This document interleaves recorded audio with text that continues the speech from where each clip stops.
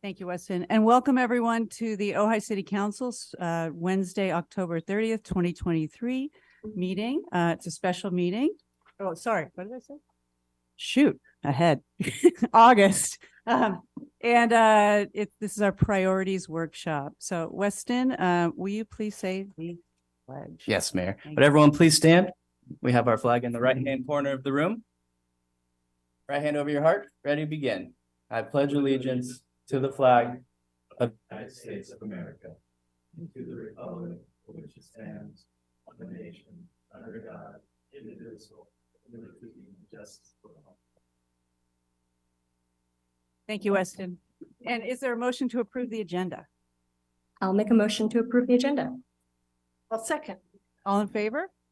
Aye. Aye. Okay, excellent. All right, we have one item on the agenda today. It's the city council discussion regarding project priorities. And so we will be taking public comment once. Interim City Manager Mark Scott is going to introduce the item, and then we'll go ahead and take public comment. Thank you all for being here.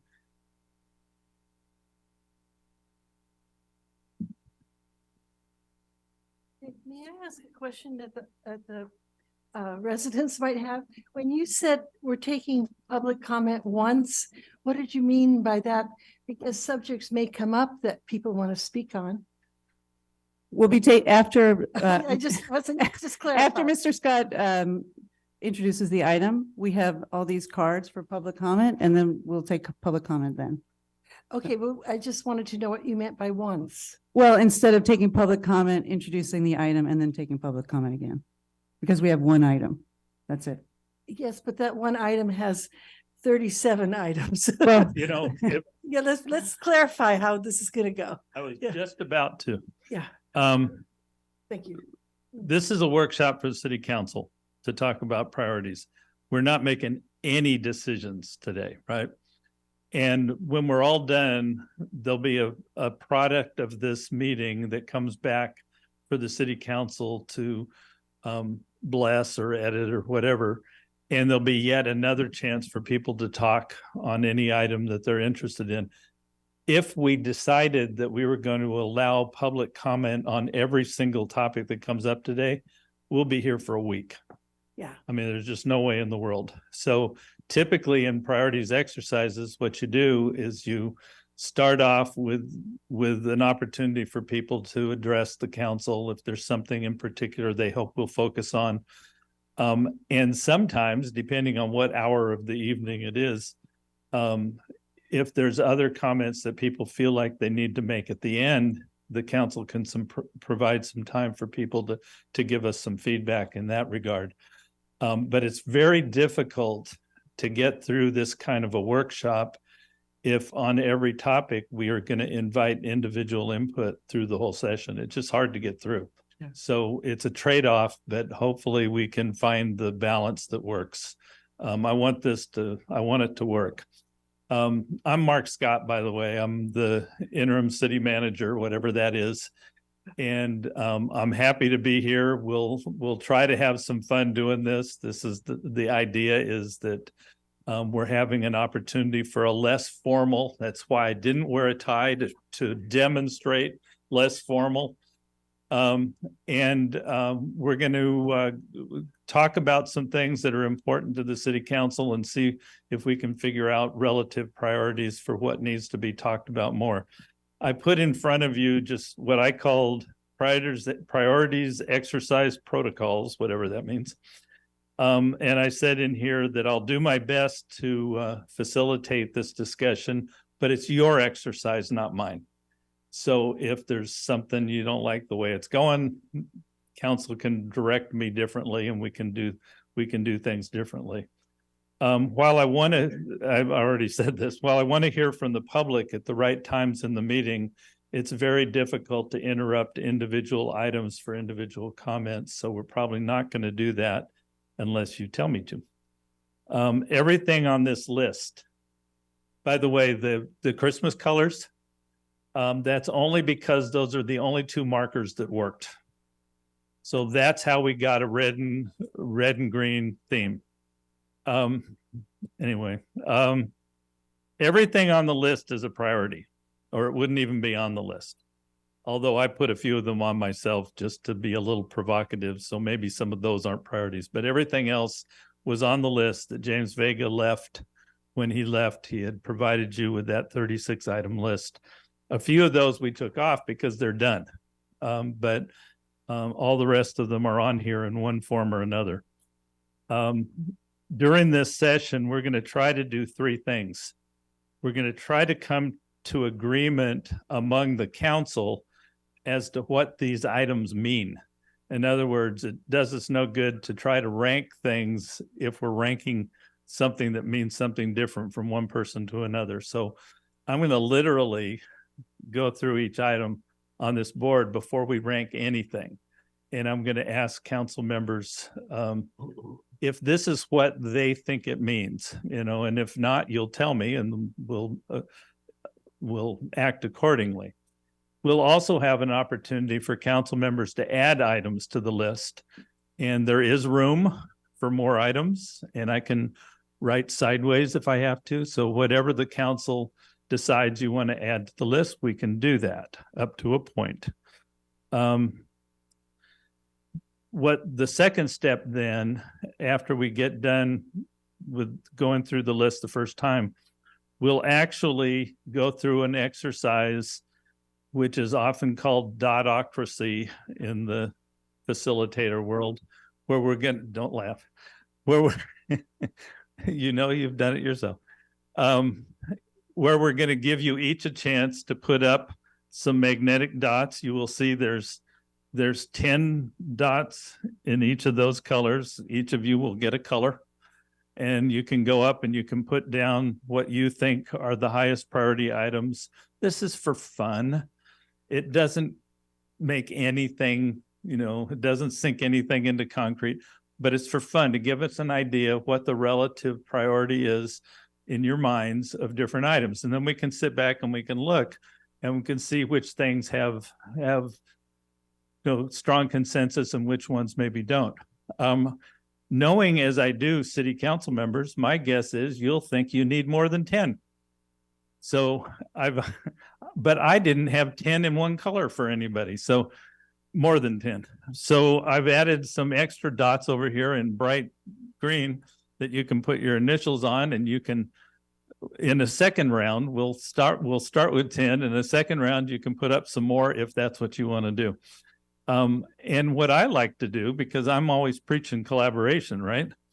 What I like to do is, after everything's up there, if you want to look back and say, gee, I wasted one of my dots on an item that nobody else liked, so I'm going to take that dot and put it on one of these others where it will make it look more important. So I let us collaborate a little bit, right?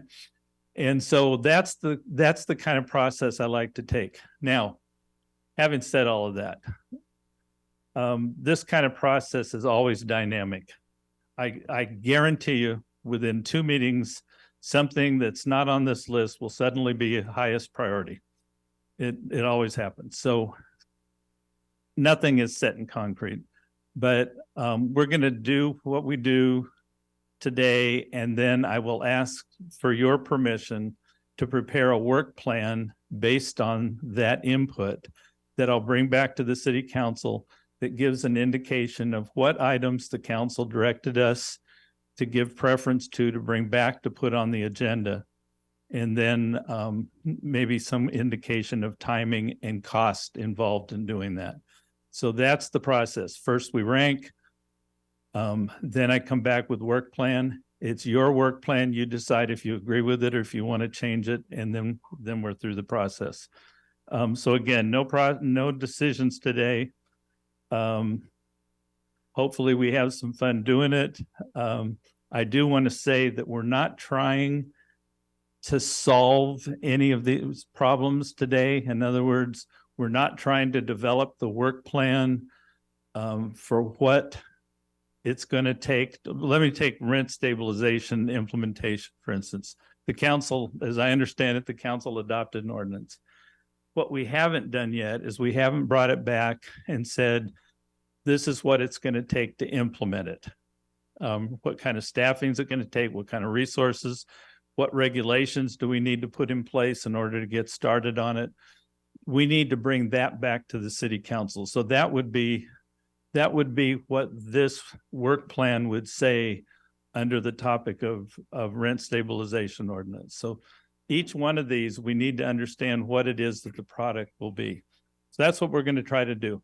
I promised at this point I would stop. And you can have questions first, but then we'll let the public do public comment. Okay. Any questions? Councilmember Lang? If we notice glaring things that are missing from this list, is Yeah. it possible to add? Yeah, Okay. I want to make sure, I said that there's a lot of white space here. Okay, So Rachel did a nice input on this that listed several things that she's interested in, and I'd like the council to agree to put items up on the board to add to this list before we ever get around to ranking. Any other questions? Yeah. Councilmember Whitman? Just to make sure I'm clear on this, our goal is to rank things for you to handle in the remainder of your term, and so that if there may be things that we think are important but are best addressed by our future city manager. Yeah, I think the goal is to say what items are most critical to get back to the city council soon. It's fine if we end up with an understanding that something is very important, but it's probably something for the next city manager. Any input like that matters. But really what I'm asking now is, what do we need to bring back most urgently among these items? Because frankly, somebody would have an argument for virtually everything up there.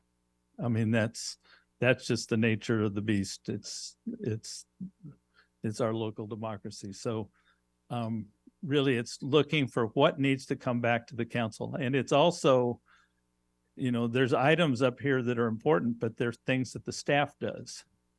We didn't put up here protect public safety, because we don't need to bring that item to the council unless it's something like speeds on the streets that requires some action by the city council. So these are council actions for something that needs to be done sooner than later. Okay. Great. Thank you. Any other questions, Councilmember? Rule? Yeah, just a clarification. So basically, we also need to think about what is short-term, midterm, and long-term, as well as what is something that is, implementable versus something that is a vision thing that has many parts and many processes and is going to be extended over a certain amount. I mean, I agree. So we have to keep that in mind as we go forward, as well as what's most important to us. And I think the way that you'll see that play out is when you rank. I mean, first of all, we're going to discuss each project, so we'll get a little bit of that while we're discussing them.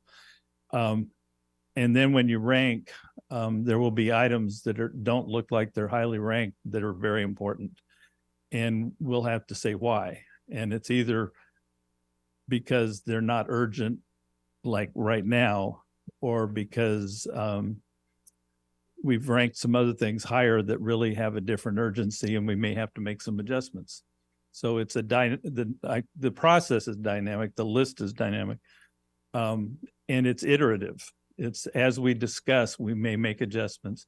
The work plan that results from this will be way more specific than anything we'll cover today.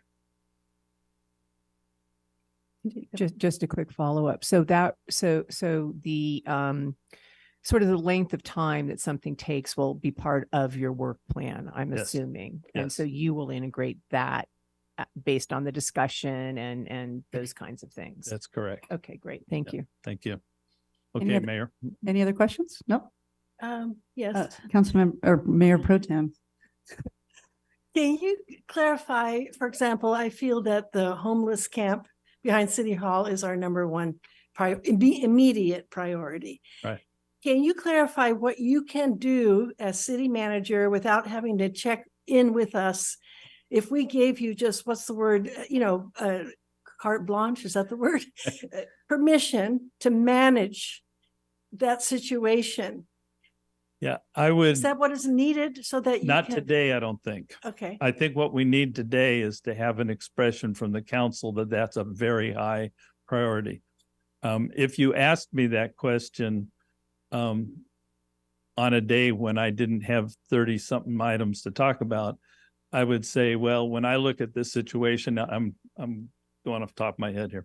Okay. If I look at this situation out here, I see several different approaches we could take. Some of them I don't think are any good at all, and some of them maybe are very viable, but they're very detailed and will take a while to implement.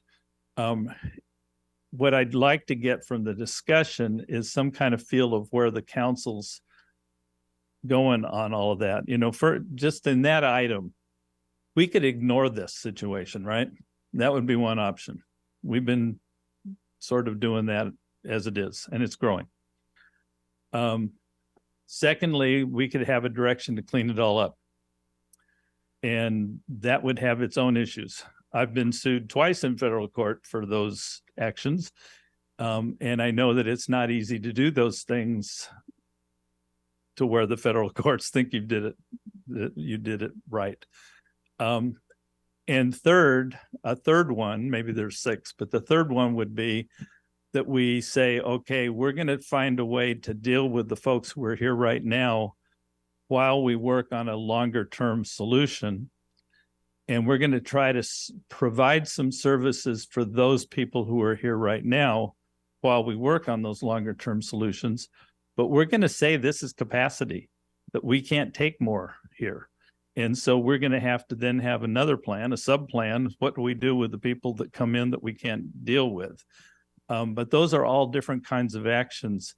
I can't do all of that for every item today. But if you tell me it's a very high priority, when I come back with a work plan, I'm going to identify those kinds of issues and try to get the city council's input on it. so at what point do we wait to tell you that's a high priority, or do we? But you'll Take- get a chance to take one of these little things and put it That's right how up it's there. gonna go, okay. And then when we see where the dots are, then we'll talk about it more. Okay. Thank you. Yeah. Councilmember? I'm sorry, I really do want to get the show on the road here.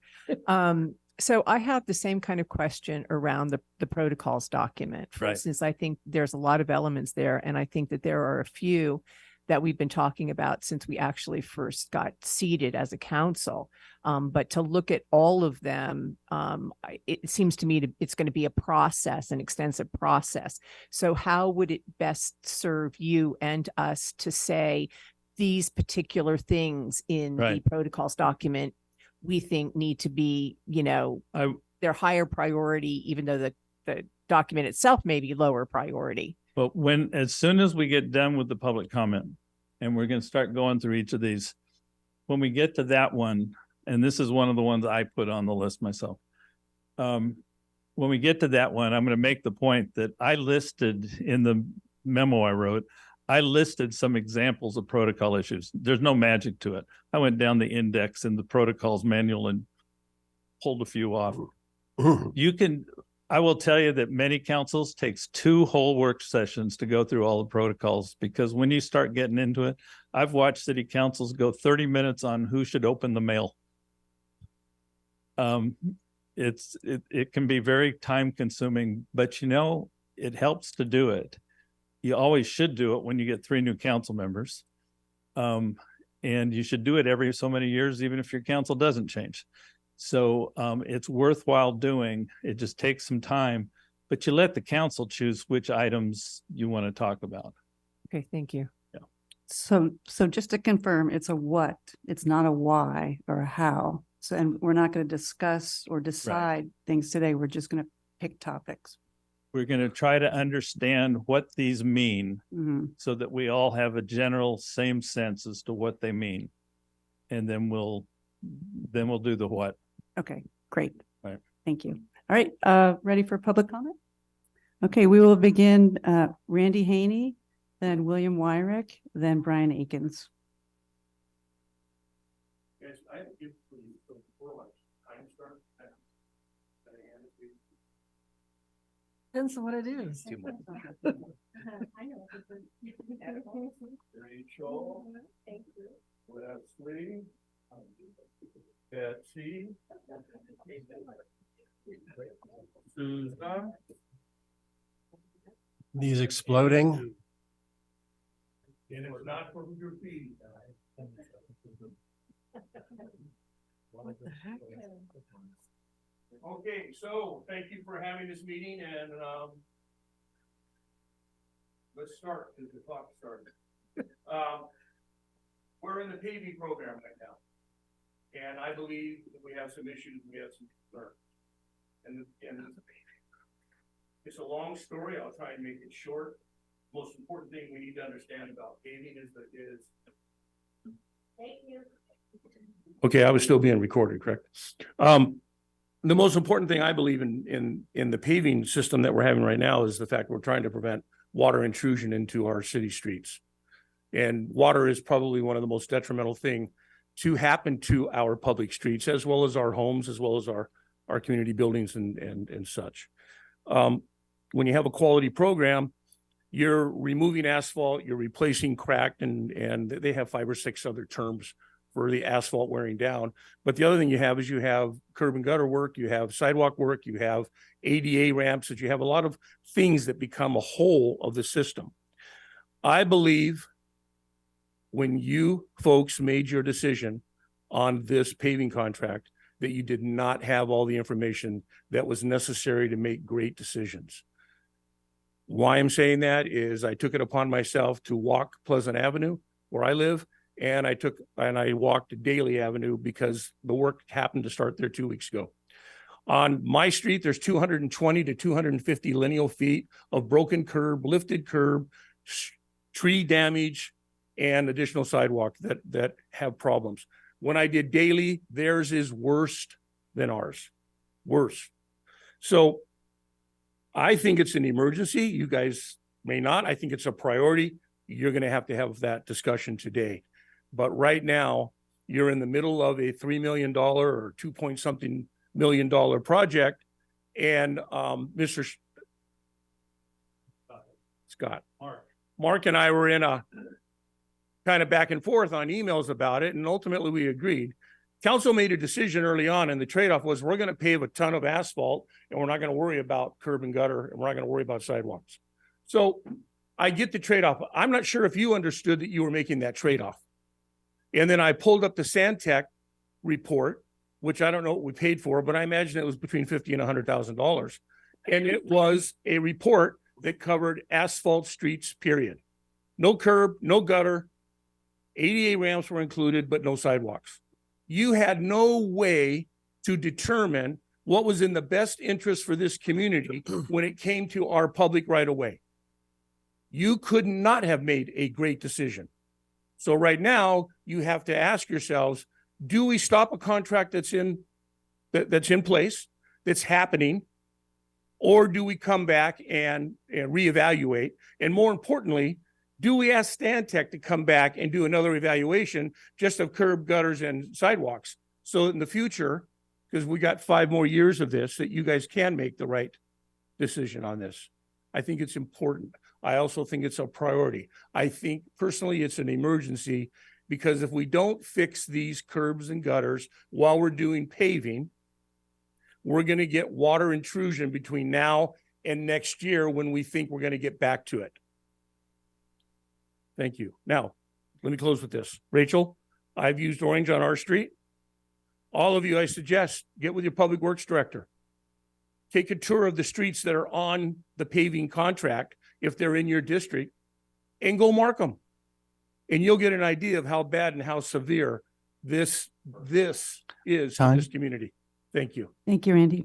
Next we have William Wyrick, then Brian Akins, then Kathy Nolan and Betsy Van Light. I'm going to build on what Randy just said, because I think what was stated in the introduction by the city manager is apropos. What do these terms mean? A pavement management plan, or is a street management plan? It's a different perspective. Do we want to maximize the life cycle condition that we can get for any amount of money, or do we want to maximize the amount of linear feet that we can show got paved. Those are different things. In other words, we want to minimize our life, look at it the other way, minimize the life cycle costs of any given level of pavement condition in our community? Or do we want to just say, oh, look, we just did a lot of linear feet? It's kind of like if you're doing a roof on your house. You tell the roofer, ignore the soft spots. Don't check the deck. Don't look at the rafters. If you find something a little rotten, just put the shingles over it and be done. Is that smart? Is that smart asset management? I don't think so. And I think that's what the issue here is really is adopting an asset management point of view as opposed to just a particular linear goal. Because again, if you do streets just without doing curb and gutter, without making sure the base, well, I understand we have a base issue already on Pleasant. If you don't check your base and all of those kinds of things, you don't get your money's worth. So it's what do these things mean? And I urge you to really think about the asset management perspective as opposed to just sort of a, how many feet of pavement we can lay down perspective. It's a different point of view.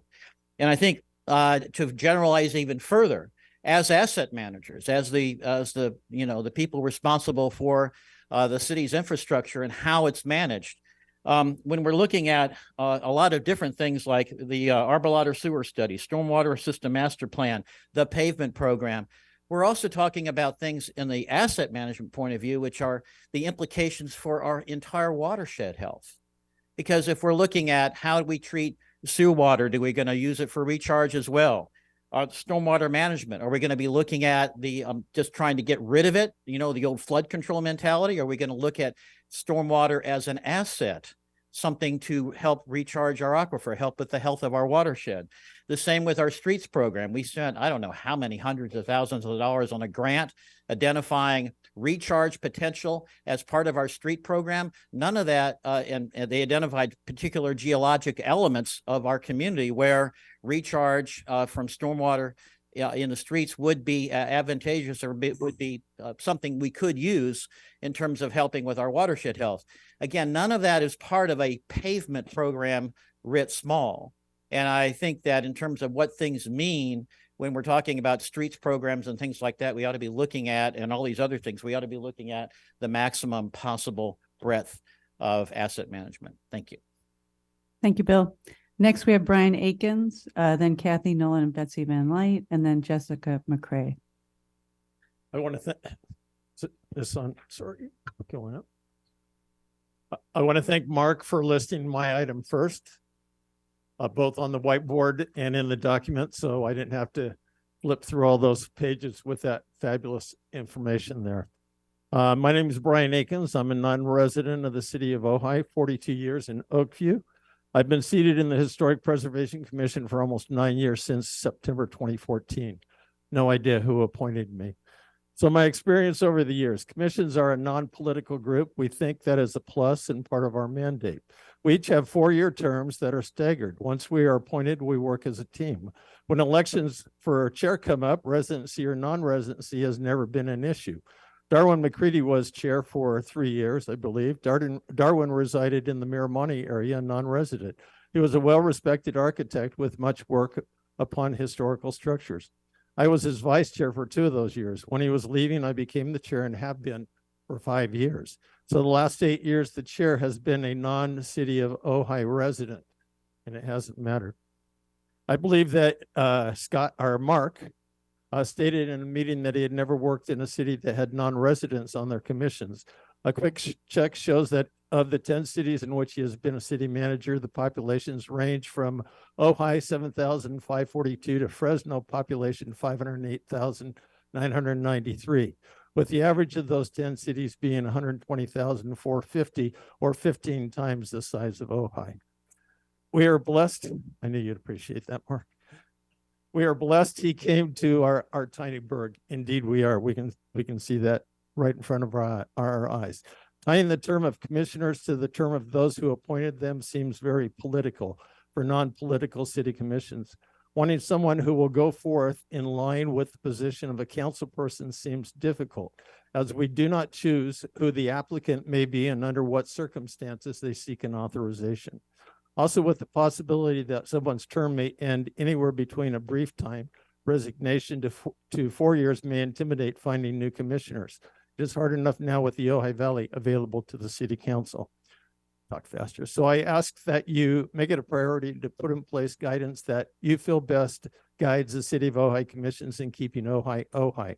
After all, one of your commissions, the HPC, has 5, possibly going down to 4, 2 residents, 2 non-residents, and being told with only 2 residents, we can't meet, even with 4 commissioners, and we're seeking 7. Arts Commission, who has canceled 4 of 5 last meetings, planning now down to 4 with 3 residents, 1 non-resident, 2 residents. Parks, who can't meet even though they have a quorum of 3, but with 2 non-residents, are currently unable to meet. I'd say a priority to get your commissions functioning again. Thank you for your time and listening to me. Thank you, Brian. I have to ditch you. I'm president of the museum. We have a meeting starting in 12 minutes. Thank you. Next, we have Kathy Nolan and Betsy Van Light, then Jessica McCrea, and then Ruth Miller. Council members, staff, thank you for having us. We appreciate the opportunity to be here. I'm Kathy Nolan. This is Betsy Van Light. We're here representing the Ojai Valley Green Coalition. And I wanted to say, as you know, the Ojai Valley Green Coalition is a community service grant with the city to gather community input about the 8-acre City Hall campus property we happen to be sitting on right now. The grant cycle will end in 2 days on September 1st. And soon after that, we will submit a final report describing extensive community ideas and dreams for the land. For instance, folks want to protect and help local plants, insects, birds, and wildlife to thrive, gather for community events, garden and do art together, enjoy nature-based and recreational activities, and use the site to learn about sustainability in the natural world. There is great interest in involving children, adults, seniors, and families. There's also a strong desire to support and assist community members living in the rapidly expanding tent encampment on the property.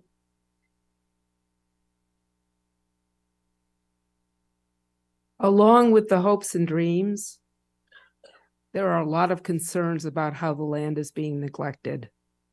Places that aren't cared for, we know, easily become abused and harmed. So when we started getting community input last fall, there were maybe 3 or 4 tents out here. There's dozens now, it feels like. And we've heard concerns that the Middle Stewart Restoration Site has received some damage. We've heard concerns that vulnerable folks aren't safe in their tents. And we know the places that are cared for invite more care and become a benefit for our community. And so that's why we're here tonight. We want to tend the site and we want to help it thrive. The city campus is a fabulous place to bring our community together in multidimensional ways, and we have momentum. A local arborist has done a pro bono survey of 386 trees for us. A local artist is helping to create a beautiful, colorful map of possibilities for the land. We're poised to start rehabilitating the demonstration gardens with community volunteers, and we are part of the discussions about how to create better support and solutions for the unhoused community living in tent encampment. Our mission is to contribute to a thriving community, and we think that continued progress on the city campus property allows us to do just that. So we imagine a time when we could be celebrating in the demonstration garden just a stone's throw from City Hall, and we need you to help make that vision a reality by considering the proposal that we have submitted to you about the next work to do on the property. So thank you. Thank you. Thank you, Betsy. Thank you, Kathy. Next, we have Jessica McCrea, then Ruth Miller, and then Tisha Morris. Hi, thank you for hearing us. Encouraging. I had put together a brief. It's available. Gave it to James, and there's some back there if anyone wants to take a look. I'm going to highlight. I'm encouraging you to make the city campus and the homeless encampment out here a very high priority. It is growing and growing. I'm glad to hear that there's a lot of interest in doing something about it and making it a priority, as it seems like we've been burying our head in the sand and just letting it go amok. We need oversight. We need someone to take control of it. I understand that we have to provide space for people who find themselves in this position, but it doesn't have to be wherever and isolating the community from the community parks. There's my suggestion is, and hopefully you guys can, we'll come up with a great solution, but we have 8 acres here. There should be some space that we can designate for encampments, regulate what those look like. There's a gentleman out here who's taken over the water supply. He's building at this encampment larger and larger every day. There's trash all over the place that's encouraging rats and mice, and he's building it bigger and bigger and bigger. And he is someone who is disturbing not only the other unhoused folks that are there, but the neighbors as well, and has been kind of violent. There's no oversight. The police won't oversight. No one's over there controlling what's happening, and we really need that now. I like Leslie's, there's a now, soon, medium, later. Our now is do something, please. It's out of control, and we need oversight. And we do have a 8 acres that we can make a compromise so that the community can have their park back, and those that find themselves in this situation have a space. So yeah, please consider that's our number 1 issue. Thank you. Thank you, Jessica. Next we have Ruth Miller, then Tisha Morris, then Vicki Clark. Hi, my name is Ruth Miller, and I am currently chairing the Ojai Homeless Shelter Task Force. We have a group of about 25 local citizens working to support the city in locating, designing, and funding a homeless shelter in the Ojai Valley. Spiking housing costs in Ojai have made homelessness an increasing risk for more and more local households. This particularly affects our senior citizens on fixed incomes. Half of our homeless population are over the age of 62. Additionally, half of them are disabled. The official count is about 45, although there are probably more. Federal courts have mandated the obligation of municipalities in the Western state to provide a reasonably accommodating location where homeless people can spend the night. Otherwise, they can't be compelled not to sleep overnight in Ojai parks or other city properties. The city of Ojai, Ventura County, and other cities in Ventura County have signed a memorandum of understanding to address homelessness in Ventura County. The MOU provides that Ojai will develop emergency housing resources for those who present as homeless in their jurisdiction. The cities of Ventura, Santa Paula, Oxnard, and Thousand Oaks have established or are currently building shelters. The county has a standing offer to cities to fund half of the cost of building and operating a shelter. Supervisor Levere has indicated his support to do the same for Ojai. Our task force has studied organizations that build modular temporary housing units for the homeless. We have identified experienced service providers dedicated to managing shelters. We've been exploring how the city's half of the funding to build and operate a shelter can be sourced. With Supervisor Levere's strong encouragement, we recently met with Jennifer Harkey with County's Continuum of Care, who is both extremely informative and encouraging about various grants available to fund our shelter. She indicated an enthusiastic willingness to guide us through the grant application process. Also, Ventura County Community Foundation has been identified as a potential source of funding. But both the county and Ventura County Community Foundation have strongly emphasized that for their continuing engagement, the need for commitment from the City Council to make the project a near-term priority. The first step in that commitment is for the council to vote to include a shelter project as one of its near-term agenda items. While our task force stands ready to help facilitate the analysis by our city manager and city council of the best approach to sourcing funding, building, managing a shelter, engagement by the city council is a critical next step to move the project forward. Thank you for your time. Thank you, Ruth. Next, we have Tisha Morris, then Vicki Clark, then Jeffrey Starkweather. Okay, second to the unhoused situation. That was pretty compelling. So something that's not on the board, and I'm only bringing it up because I feel like it would save so much time so that the council could address the things on the board. And I'm proposing that making a priority to draft and enact a code of ethics. The council has exhausted itself meeting after meeting and dealing with issues that could be addressed through a code of ethics that contains a process for reprimanding actions. We are unfortunately living in a time when what seems like common sense courtesy and decorum no longer exists. So for example, some of the things that the code could contain or outline would be decorum among the council members in session, on social media, and toward the public during public comments. And I think we all know what I'm referencing. Many of the things I'm referencing could also outline what constitutes conflict of interest. So many of these issues that you guys have spent so much time on, literally to midnight, when we could be focusing on these things. This code could also apply to appointees, including commissioners. This would have been a formal process to address the issues pertaining to Mr. Starkweather. Instead, what's happening is it's putting the onus, the burden on the public to be the police of ethics. And also on the council members with no guideline to follow and trying to figure out how to weigh in on these issues. Here's the thing, the council sets the tone for the public. When a council member criticizes another council member on social media, it gives a permission slip to the public to do the same. If anything, you should have each other's back, regardless of how you feel about the policy. We live in a dangerous time when people feel emboldened to use hate verbally and physically. We all know what happened recently in Lake Arrowhead, a community very similar to our own. Please do not feed this type of energy.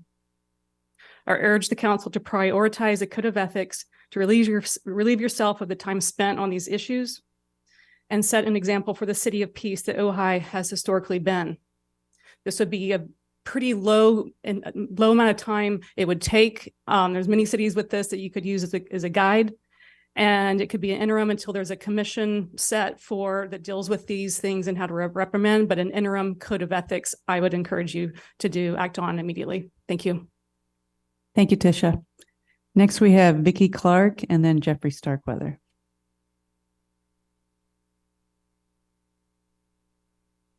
Hi, everybody.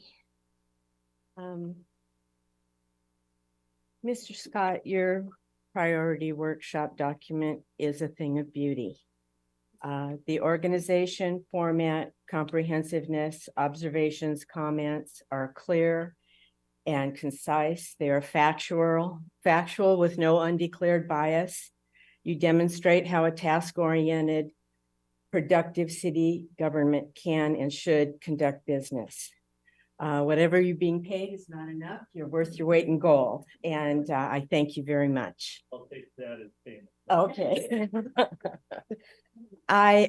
In regard to priorities, something you said in your comments may make my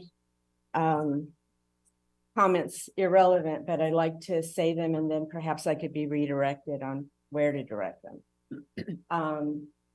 With the tragedy on Maui earlier this month and our recent hurricane as wake-up calls, my hope is that the City Council will make public safety and emergency protocols a top priority.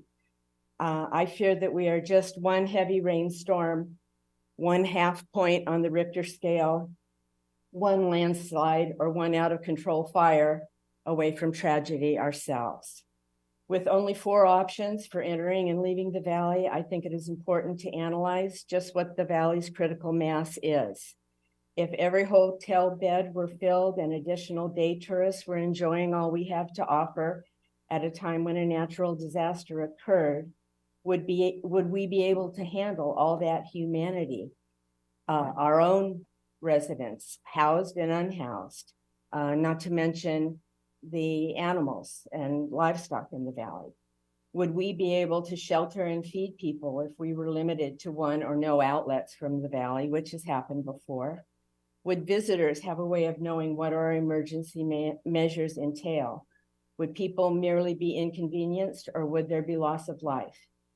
These are just a few questions that I hope will be considered in regard to the safety of our residents and visitors. Thanks.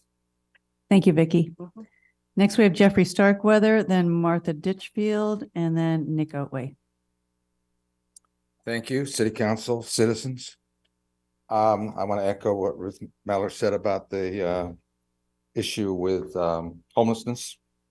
But I want to talk about a little more long-term issue, not long-term, midterm issue around housing.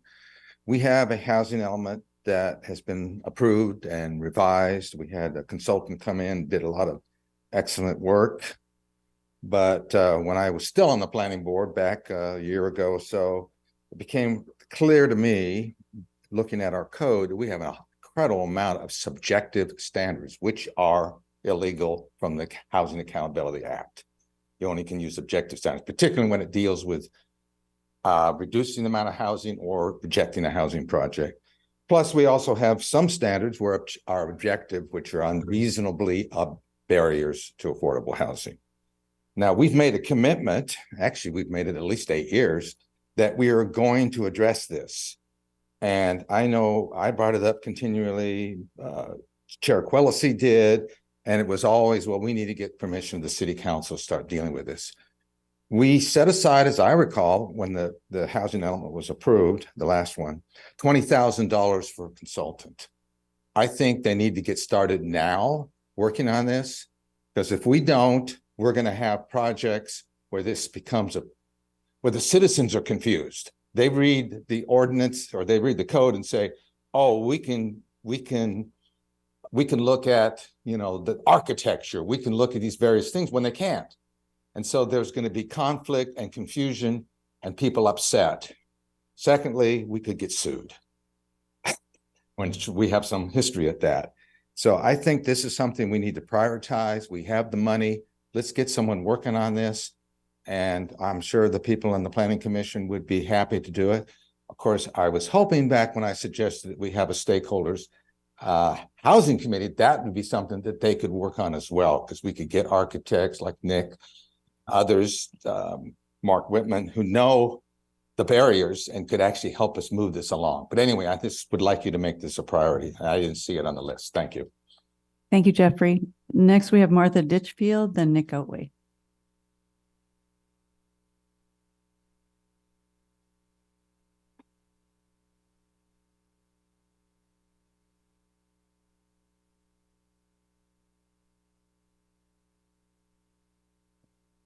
Thank you. I have been the president of the Ojai Valley Family Shelter for the past 15, 20 years. We've been in existence for 34 years, and I don't see anything in what you're looking at that involves what we do. We have been taking in as a winter warming shelter for 33 years. We provide a place to sleep, a meal, breakfast and a lunch the next day. But we have specifically designed it to be for people who became homeless in Ojai to manage our numbers. There's a period of time when we were having so many people because people heard we had good food. And we also provide showers every night during the shelter season and twice a week during the off season from March until now.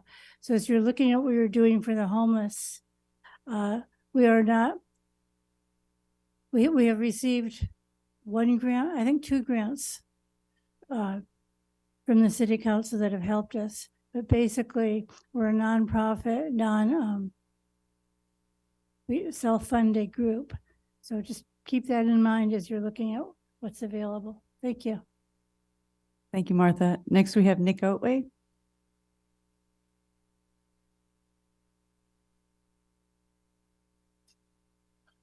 Thank you for listening.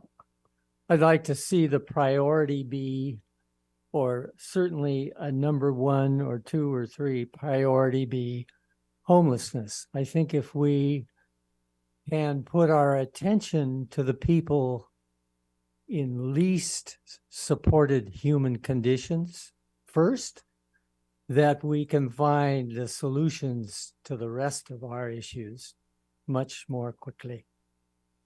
And I would urge that, I'm sure you already have it, having had the experience of being on the city council, but to exercise an attitude towards not just a group called the homeless, but consider a whole range of social, mental, physical support for these people.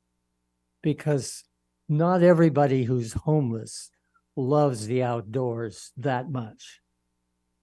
And many of them are struggling, and many of them are young, as well as senior. So I would just ask that your priority be the homeless. If we can really support them, find the people who may have some extra thousands or money to help support them, we can solve the rest of our issues. Thank you. Thank you, Nick. Next, we have Nora Harold.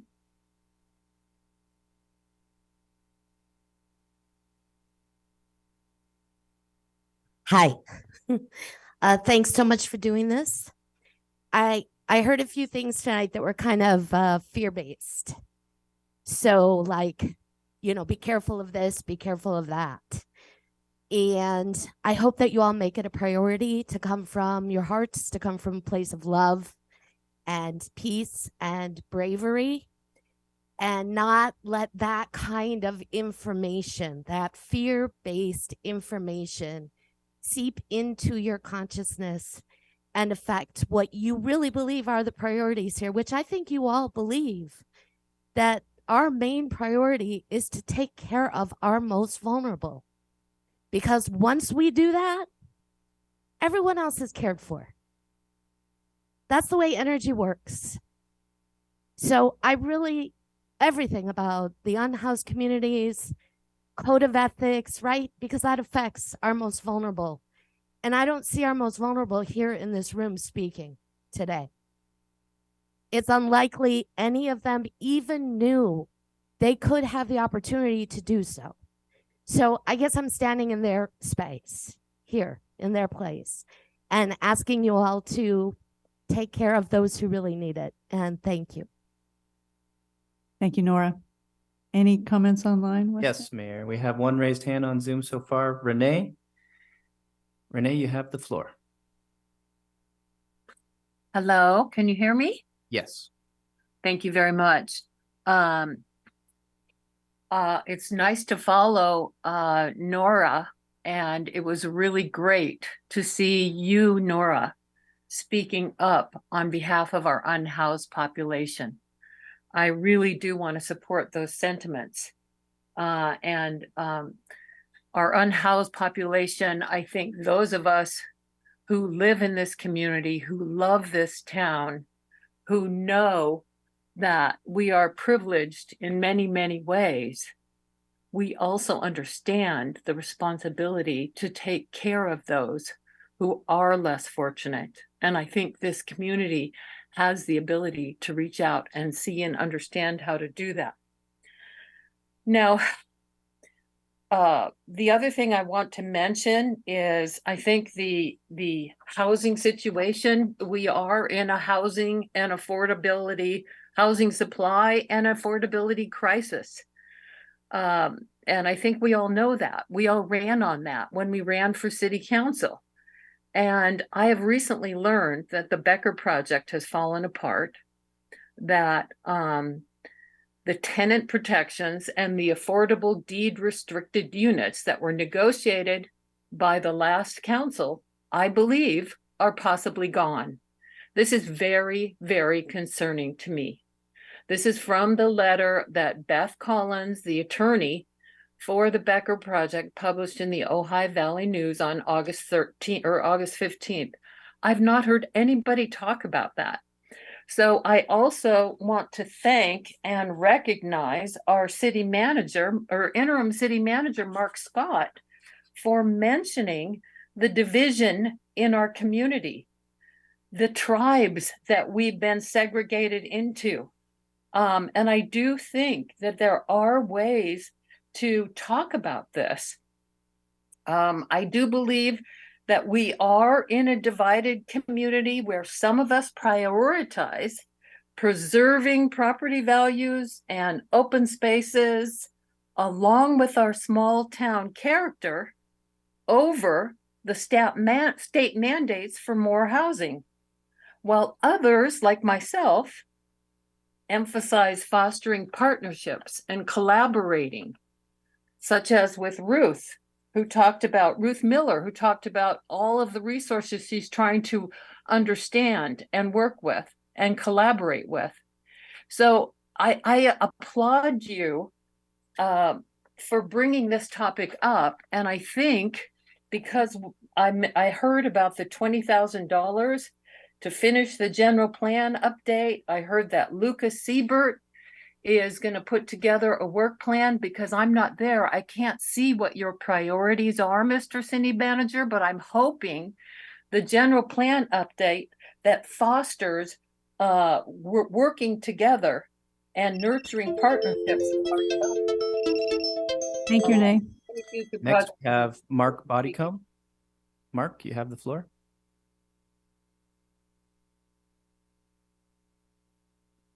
Mark, we'll give you another chance. Please unmute if you're still there. Yeah, sorry, I had it on mute. You can hear me now? Yes. Great, thanks. Yeah, I just want to again thank Mark Scott. Just again, many people have recognized him as a very effective interim city manager, and just the impact you're having. Thank the city council for really this long list of important projects, that need to be prioritized, and frankly, thank a lot of the people who have spoken very heartfelt and cogently about the homeless and other important issues that face our community. I want to talk about one just briefly that is probably nowhere near as serious, but does have a significant impact on hundreds of our community residents, and that is pickleball. And just want to just say a couple of thoughts since the last couple of weeks ago, meeting where there was lots of communication and thoughts expressed around this topic. One thing that really stood out to me in that meeting, and I'm sorry I don't know his full name, but Bob, who has spoken at many of the local meetings and was a previous Park and Rec manager and even city manager in large cities down in LA. He made a comment at the last meeting about the negotiations that are going on between Ojai and between the city and the county, that he had participated in 10 very similar types of negotiations over the course of his career. And he made the point that only one of the 10 that he had participated in was ever effectively, agreed to and pursued. And that really got my attention, and I hope it got yours. That, I am all for a solution at Soul Park if that became a reality, but I think it also needs to be recognized that that the likelihood of that happening, especially based on Bob's input, may be very slim.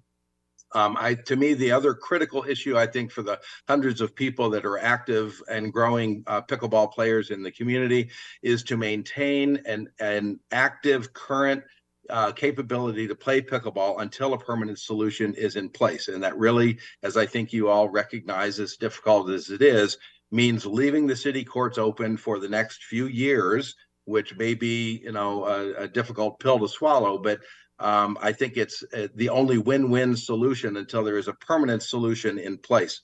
So I'm hoping that all of you will uniformly and unanimously support maintaining the existing facilities until a long-term solution, whether that's leveraging Soul Park, leveraging any of the school properties or anything else that, may Sarasota or anything else.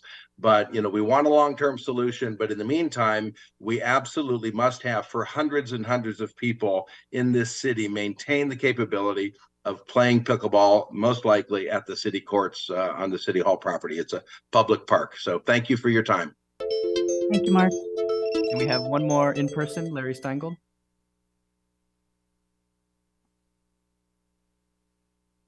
Good afternoon. Good afternoon, Larry Steingold. Thank you very much.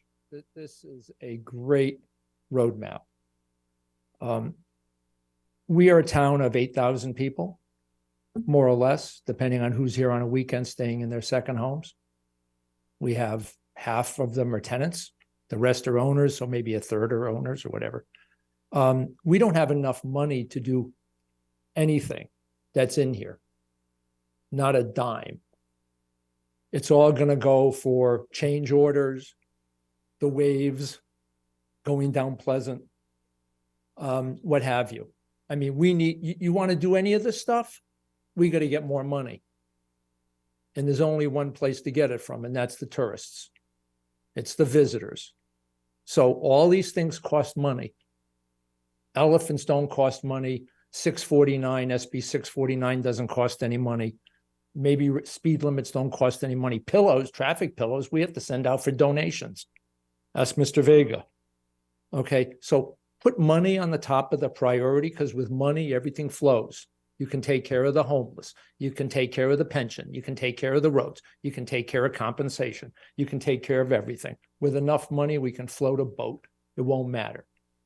We can pay more legal fees, unfortunately. Okay, whatever. But put it at the top of the priority, because other than that, this is just, it's very nice, but it's not going to get anywhere. So. Thank you, Larry. That's it, Weston? That's all, Mayor. Okay, all right. We will turn it over to Mr. City Manager, Mark Scott. Thank you, Mark.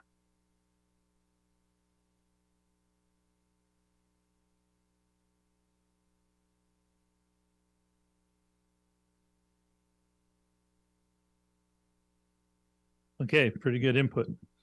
I got so many compliments. I'm afraid now I'm going to open my mouth and ruin it all. So here we go. So my intention right now is to go down the list. And yeah, it'll take a little bit of time. But just to go down the list to make sure we got a fairly good sense of what each item means. One of the things I will say is that along the way, there's things we want to pick up that aren't on the list, because you can't have 25 top priorities. Sometimes it makes sense to add something to something that's already on the list as opposed to creating something new. And, you know, an example would be the NIMS training. There's no reason that has to be that narrow a project. NIMS training is a National Incident Management System. It's a training that every public official in the country takes in order to be prepared for emergencies when they happen. You could, if you chose, add an item to that involved emergency, you know, was so timely after Maui, the annunciation system that never got put on. You could add something like that to this item rather than have to have more and more items on here. So that's just an example of the kinds of things we can do as we go through this if you want.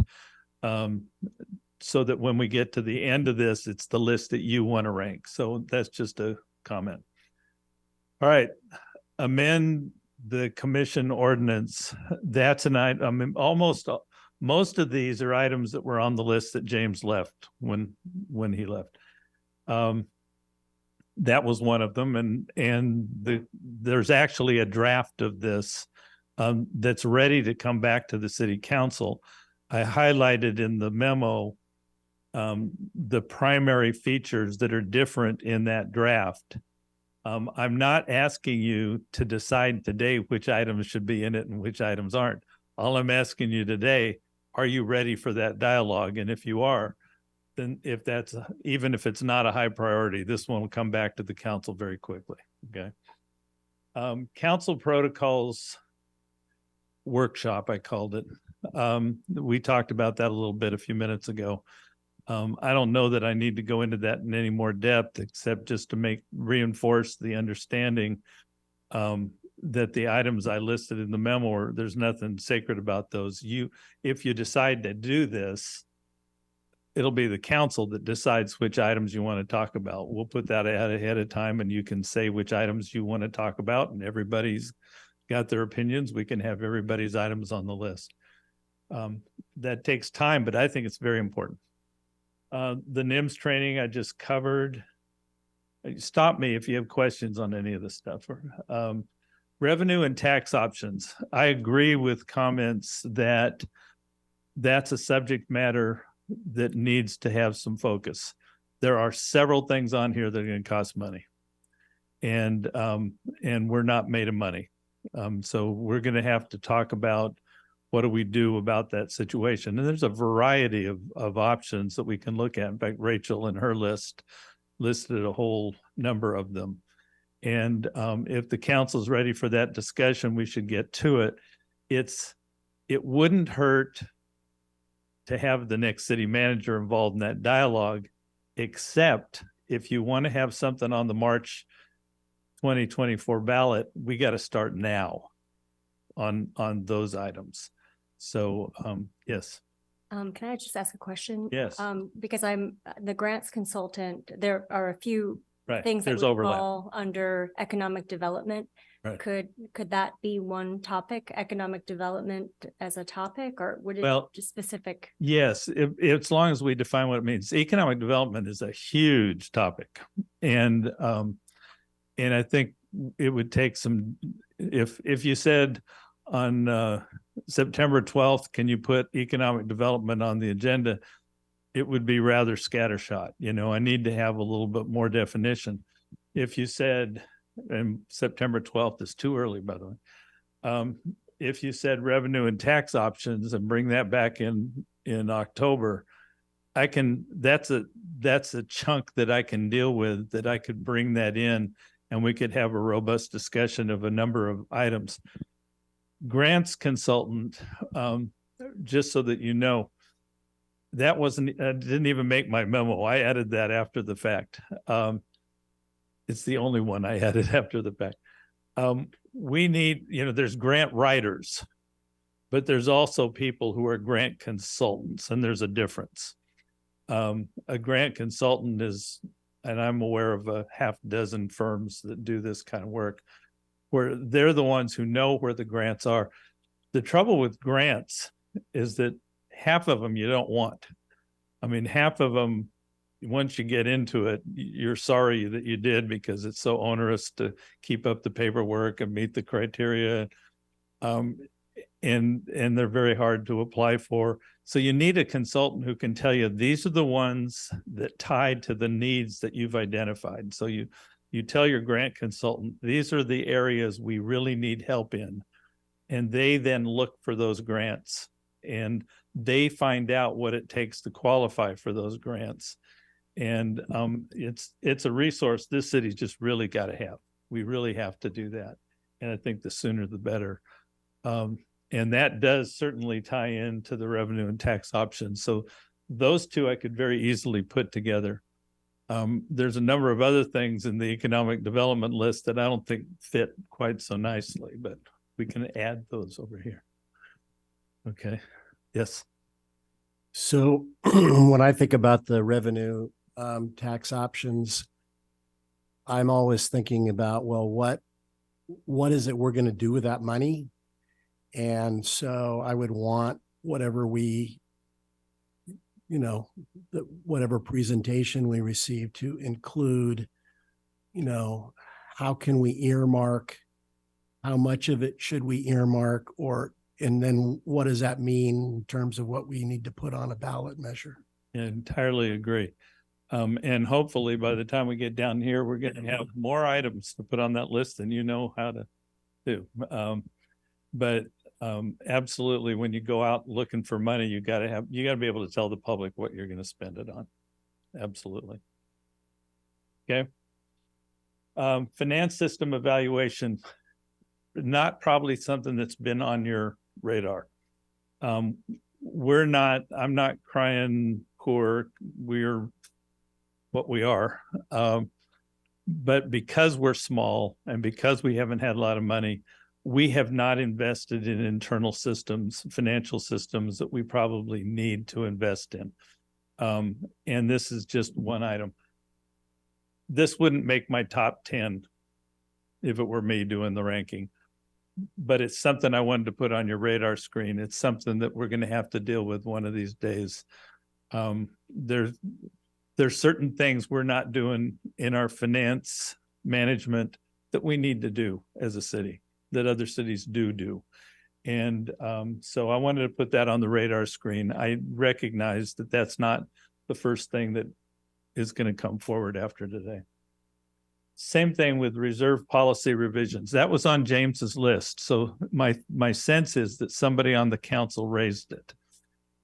It's critically important. James made a real big point of that right up until his last minute at his last meeting. And I absolutely endorse it. But I don't think there's anything wrong with the one we've got personally. I think the city has done a very admirable job in following that leadership and putting money into reserve. I don't feel compelled that our reserve is in a situation where we need to make it bigger. It'd be great to make it bigger, but there's a lot of things here we need to spend some money on. So that would be my read on this item, but it doesn't have to be your read. So community group funding is a fairly narrow issue, but not unimportant. We get requests from time to time from different groups from the public for funding. And if there's anything I've learned through the years is one at a time, if community groups come up looking for funding, everybody wants to do it, right? I mean, because people are volunteers and they're working hard and they come in asking for support and you want to do it. The time to review community funding requests is during the budget process when you can actually see what money you've got available. Otherwise, you end up funding things that you really need for other purposes. And it really needs to be something that gets done within the context of the budget.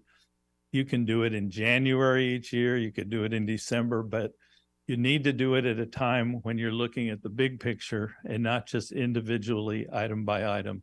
So I think this was on James's list because there were some actual requests for funding that he was sitting on, and he wanted to know what to do with that. My advice is find a way to do those all at once in the budget context. But can I ask a question? Yes. But that's what we used to do. I don't know what happened this year. Yeah, I don't either. Yeah, because we did.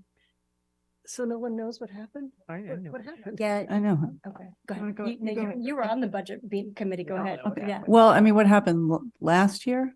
We had 14 applicants, I believe, for 150,000 somewhere in there. And A lot of money. yeah, and we gave away to 6 different groups, I think, and we adopted some criteria from other cities, and so the budget committee determined which ones met the criteria, and then the previous council decided where the money was going to go. We don't have that money in the budget anymore, so I like your suggestion, starting in if it's a line item in the budget, it's a priority. Yeah, and if it's going back to the old system, you mentioned. Can I add one more thing? Yes. Okay, for Mayor Pro Tem. So we have the process that James walked us through is that now we work with community organizations in a contract basis. So if they're providing a service, like the shelter, for example, then they would submit basically an RFP or some kind of, they would say, this is the service I'm offering to the city. And that would be a different budget line item. That would be about contracts that we have with the city. So it's just budgeted differently. That's best process to do through applications and then to do contracts when you issue it. And the contracts provide evaluation so that you can see that you got what you paid for.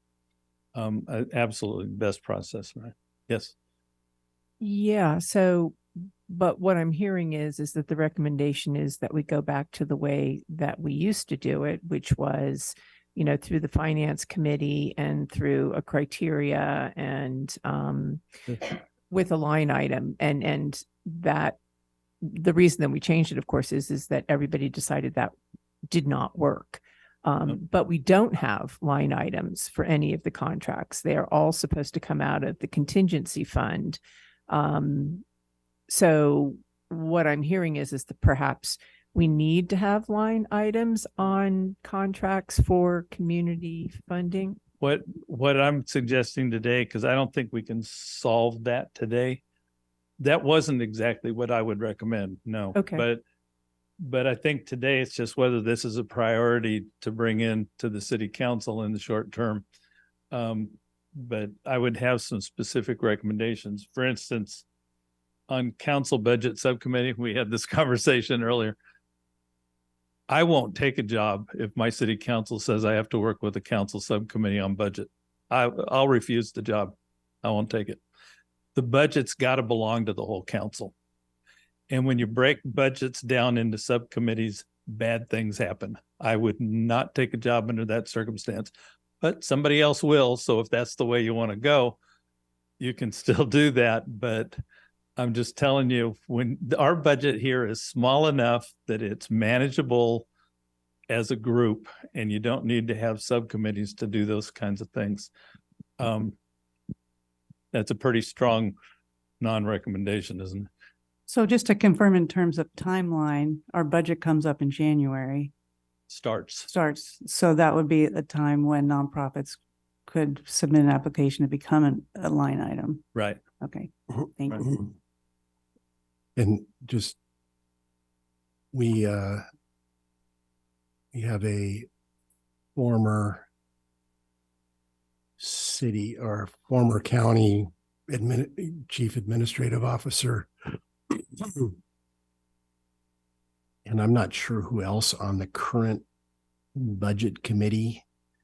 Do you have an objection to bringing in, community members with a particular skill set to participate in that committee? You know what I tell my councils when they say that? I love working with those people. Let them be my subcommittee. I'm the city manager and I'm the one who's going to present the budget. You can make sure that I get the best input I can get before I bring in a budget. Let the city manager work with those very bright people who have something to offer. That's the way I like to do it. And I'm not that hard to make a deal with, I'm telling you, but there's two things I always say when I look at a job. One is I want a unanimous vote on my appointment. And secondly, no budget subcommittee. Those are my only two criteria. Okay. Rent stabilization implementation, I think I explained before. We just need to come in and say, okay, in order to make this happen, these are the resources it's going to take. And it's going to take some resources. It's not huge, but it'll take some. So it'll take some of Matt's resources too.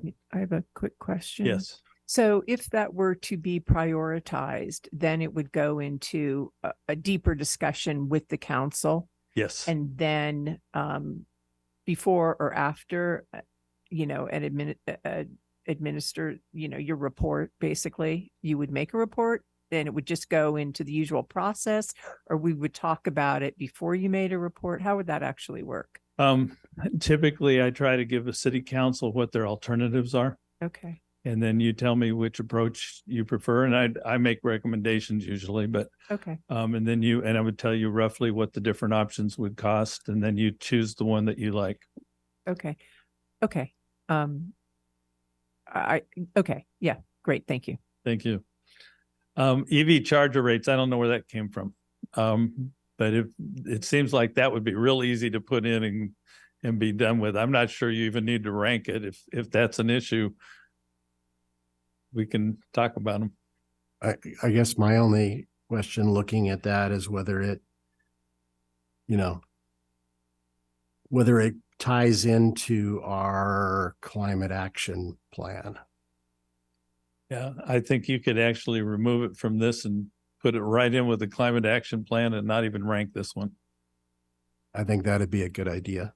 Okay, I have an eraser here just for that purpose. Nothing better for a city manager than take an item off the list. Okay.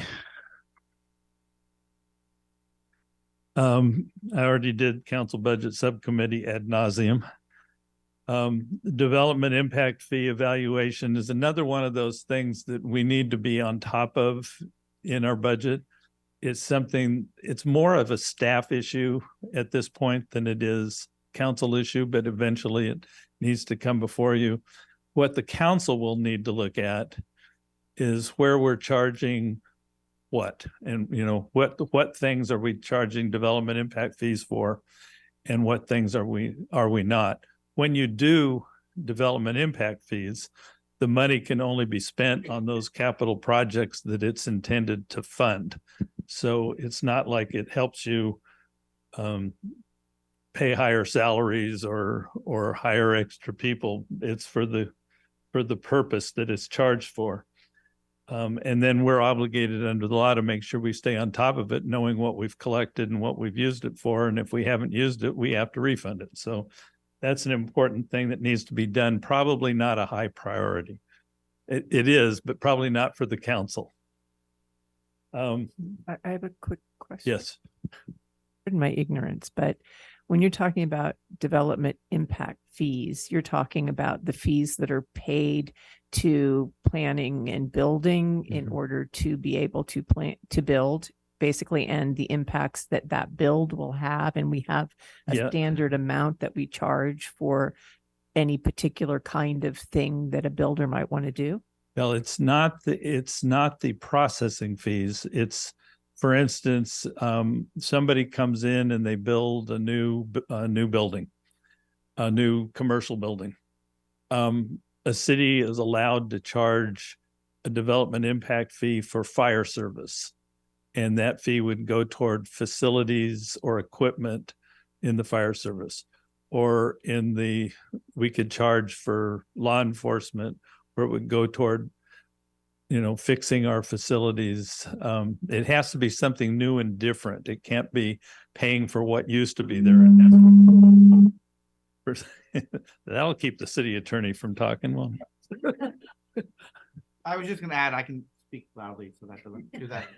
The other key on the development impact fees is the city can use it to fund identified capital improvements, but you have to begin with the identified capital improvements plan.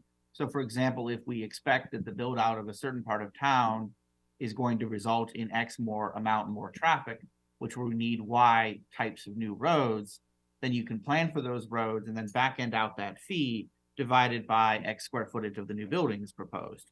So then you can then charge that fee each new building as it comes up. This building is 1,000 square feet, so it pays 1,000 times however many dollars per square foot for that traffic component. And you have engineering analyses that justify all of that math and make it defensible against lawsuits. It's something that can be done if the council desires to update those fees to reflect our capital improvement plans for the future as we look at how much and where we intend to grow. And if we intend to grow. And it ties in with things like stormwater system master plan. So you we have a problem. We have an old stormwater system. And it's been here a long time, and there's parts of it are breaking down, and you don't want to have your storm system break down. It's a bad deal. So it's time for us to develop a stormwater system master plan. When we do that, we can also look to the future as to what impact new development is going to have on that. And then they pay their fair share. We can't charge more than their fair share, but they pay their fair share toward that. And then within a given period of time, you have to be able to show that you're going to use those funds for that purpose. So that's just an example of many things we could. We don't have very many development impact fees right now, but it's one of those things we can look at with revenue and tax options. I have a quick follow-up. So some of these look like they're groupable. As in basically infrastructure kinds of stuff, whether it's, roads or it's, storm drains or, it's basic, the hardscape or the infrastructure utilities that allow a city to function. Right. And as one who's new to the council, we've never really, delved deeply into that and how all of these connect. So we might think about doing that. Right here. Okay. The very next one on the list. Very good. And what? Yeah. Thank you right very on. much. Yeah, Thank you very much for that My question. pleasure. And it's one that I put on here. and it's something that Lindy and I have been talking about. We need to have, I hate the word robust, but we need to have a more comprehensive long-term plan for the capital improvements, the capital infrastructure that the city needs. Every city needs that. And virtually every city I go to needs more of it. And it's the scariest thing a city council will ever look at. When the first time you take a real good look at a very comprehensive 5-year, 10-year, hopefully, capital budget plan, there will be way more expenses on that than you know how you're going to fund. But if you don't know that, then it's very easy to be spending money on all sorts of things that you should be thinking about reserving for those long-term improvements that you're going to have to find the money for. It also, a plan like this also informs your grant writing process. It tells you where you're most vulnerable and you need to look the hardest. It informs your legislative strategy, what to lobby for, what earmarks to look for. It just really does tell you a lot to do that. And I do this review of this plan every year before I start on the regular budget. Because when you're doing your regular budget, deciding on how much money you want to spend on day-to-day operations depends a little bit on how much money you're going to need for this. So I think, to me, this is a pretty high priority. And it does tend to wrap up all of those items you're talking about. Records management policy, again, it's on James's list. I don't know that every city can do better. There's not a city in America that couldn't do better on the records management policy. But I don't know that I think it's a higher priority than a lot of other things on the list. City Hall or City Council compensation. To say to the public, not a single one of you has ever mentioned anything about City Council compensation. It's probably going to be lowest priority item on all of your lists because council members never want to deal with it. But you do occasionally need to raise the compensation that you pay your elected officials. When you don't, when the day finally comes that you look at it and realize that you're way behind what other cities do, trying to catch up, all of that is just painful. So you're better off to do a little bit on regular schedule. And when you do it, you don't even get it in your term of office. You have to wait until the next term of office before you even get it. And it's pittance, believe me, it's just little dollars. I know you're going to rank it low. I was going to put it on here because somebody needs to bring it up every now and then. And I'm not even going to get a bigger raise because of having brought it up, because you don't even have any say what you pay me. May I make a comment? Yes. Historically, that's been a controversial topic. I brought it up in 1998 or something because it hadn't been raised since the 1960s. We were getting something like, $48 a month. Yeah. And it is important because without adequate compensation, you eliminate people who are not wealthy or retired from doing public service. Yeah. And so, controversial as it is, I brought it up again because it should just be a natural, every few years, a cost of living increase. Absolutely. Especially because we're required to live in the city where the rents and properties are far higher than outside the city. No, It's I extremely absolutely agree. And I could just follow up on that, as someone who's not retired and not wealthy, this job takes a lot more time than I expected. And so trying to earn enough this is basically a full-time job. It is. And trying to earn enough I'm having to cut back on my full-time job and the cost of living here is too high. So I'm very fortunate. I feel very privileged. And if we want diversity, if we want a wide range of council members in the future, I think it is something that's important. And the public should know this compensation is so low that it's not really paying them for the money they're losing in their work. it's only paying their expenses. There's expenses from being an elected official. Little did you know that every single nonprofit will ask you to attend their event and buy a few raffle tickets and do all these things. I mean, it's doing is paying their expenses. It's not paying anything else. Okay, now I'm on to another column. Complete the general plan update. We have to do this. We have to complete the update that we started. The city has invested a lot of time and money into this. We need to finish it. Lucas is working on his report on what he would recommend we do to complete the process. Now, I have been told that there are some things council members brought up that council is interested in before the plan is adopted. I think we need to do this very soon, and we need to get Lucas's recommendation. You can see what else you have to have before it's adopted, and then identify the other things that we can do after it's adopted. But to let this plan sit any longer, you might have to go back and redo environmental studies and things that are going to cost a lot of money. It's time to get this thing done. And to me, that's very high.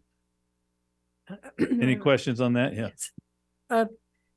We had a meeting, a joint meeting, as I recall, with the Plan. planning commission, where we had to make a decision whether to adopt it, I believe, that night or to make changes. And I went through the process. Not everyone on the council attended those meetings. So there was some implication, correct me if I'm wrong, that we had to do the whole, or a council majority wanted to do the whole public hearings again. And my suggestion, as so much time has gone by, we have so much on our plate. I'm wondering, are we obligated to do all those public hearings again, or what is it that is being asked of us at this point in order to complete that? But we do have to do a final set of at least one round planning commission, one round council public hearing on the entire document, because it hasn't gone in full to the commission or in full to the council.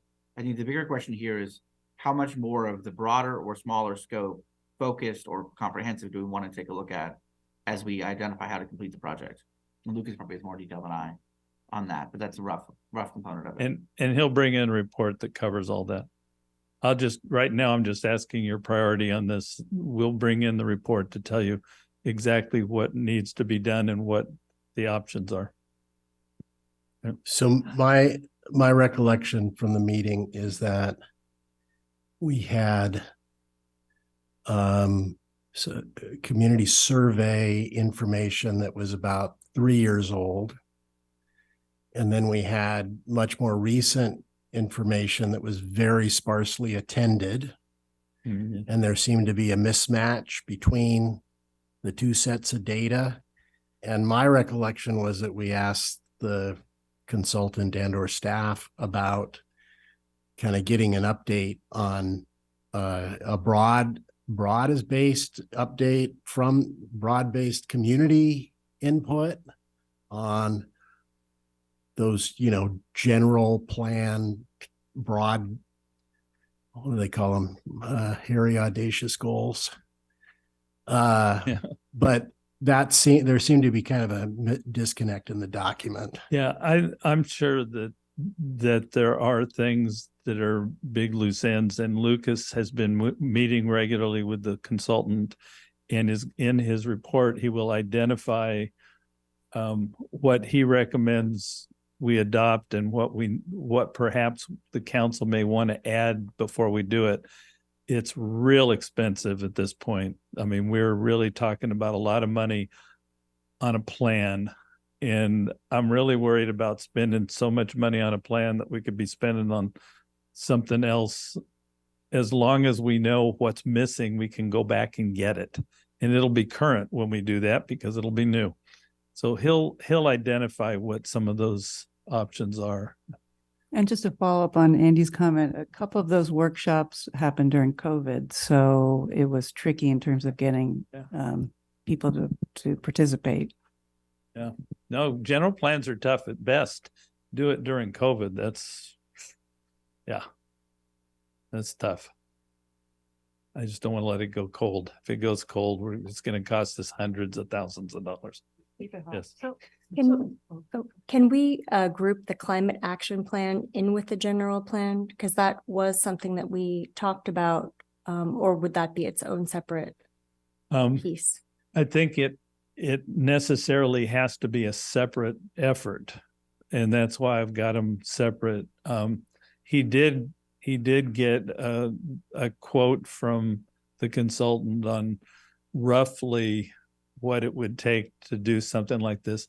It's, it's so bizarre when you do these things, because the climate action plan element of writing a plan is less than $100,000. In fact, maybe it was 65 or 70,000. The environmental that goes with it's about $200,000. These things don't come cheap. And it's better to let Lucas write it all up and see all the detail in one place. So when he does this, we'll bring back that. Doing this, if you then say, let's go ahead and do this, then that's a separate item at that point. But we can, if you want to rank them today this way, we can put them together. That would be fine with me. Anything to save dots, right? Okay. All right. This is my favorite one. The affordable housing workshop. We really need to do this, but we also really need to understand what it is we're doing. If it were me, and it's not me. I'm sorry I'm talking so much, but I can't speak for anybody else.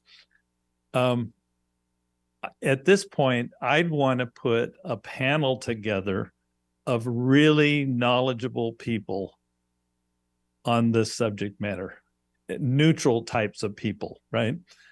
I would think that the best way we could educate ourselves, because when we talk about affordable housing, people from the audience talked about it today. Rachel and what she wrote up included some comments about different types of affordable housing. I made some comments about different types. Matt could do weeks of time defining different approaches. But we really need to make sure that we're educating ourselves on what we're talking about. And it's, we could say, well, we want to talk about housing trusts. Yeah, but how many people really understand how housing trusts work, right? So I think it would be very useful, although it would cost us a little money because we have to pay people to do this probably, maybe not, but probably. But to bring in some real experts in this whole housing field. There are some people, I could start naming names, but I don't want to go there. We're talking about economists. We're talking about, professors. We're talking about lawyers who specialize in this field. Some of the really top quality nonprofit affordable housing developers who are really dedicated to their craft. There are people who could do a panel and allow us to do Q&A and really, I think, search what these kinds of options are. If the staff puts together an affordable housing workshop, I think it's just going to be a town hall. And as much as we love town halls, they're romantic in American democratic history, they're not very effective at moving action forward. So that would be my thought about how to do an affordable housing workshop. But I need to know what you all have been talking about. So I agree with that. I agree that, we are woefully uneducated due to the complexity in the last 5 years of housing laws. And, but for me also, an affordable housing workshop, I would really like it to be specific to Ojai. Like what are our options? We don't have data, we don't know all kinds of things that we need to know. And also, the projects that are coming up. So I think a general understanding and a definition of, concepts and terms and, how they've played out in other places. But ultimately, And I think this goes also into your growth management philosophy. We need to understand what are the options for Ojai in the near future, the mid, and also long term. And I think that that's really important. So general understanding is great, but specific understanding to Ojai for me is the most important. I think that's critically important. And in fact, that's why I said I think it could cost us something, because I think we might want to have those experts do some background work before we do it.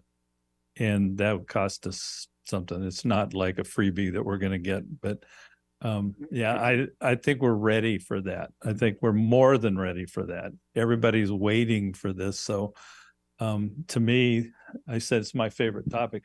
I think this is one we got to move on. And I think it's that's how I'd suggest doing it.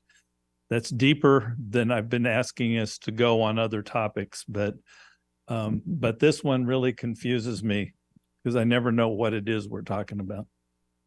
So I'll just add that my thought process has been that pretty much what you're saying, which is I'm not so much interested in the town hall as interested, number one, let's get really good expert advice so we understand the big picture and, what affordable means, because it means so many different things across, so many different strata and subject matter. And so, and we do need to understand, what are good strategies for us that we can do the most benefit for the community that we have here that's in need of help if they're going to hang on to their lifestyle here in Ojai. Absolutely agree. Yeah. Yes. Yeah. So I'm in support of the direction that your comments feel like we would be headed, like a panel. And then I feel it's critical that we tie in climate action with housing, because probably most of our, maybe even up to 50% of our pollution, greenhouse gases is coming from commuters. And that has to be clarified, that housing and commuting and schools, all of those connections need to be made. And so I would hope that when we say that as it applies to Ojai, that it would include the huge impact of people commuting to work or leaving to work. It would include that kind of data. I drive a hybrid. Does that help at all? It helps a little bit, but it's not as much as I'm one of those commuters. Yeah. I'm sorry. Well, yes. Yes. Yes. There's appropriate, Absolutely. There's no question. That's Yeah. true. That's true. Yes.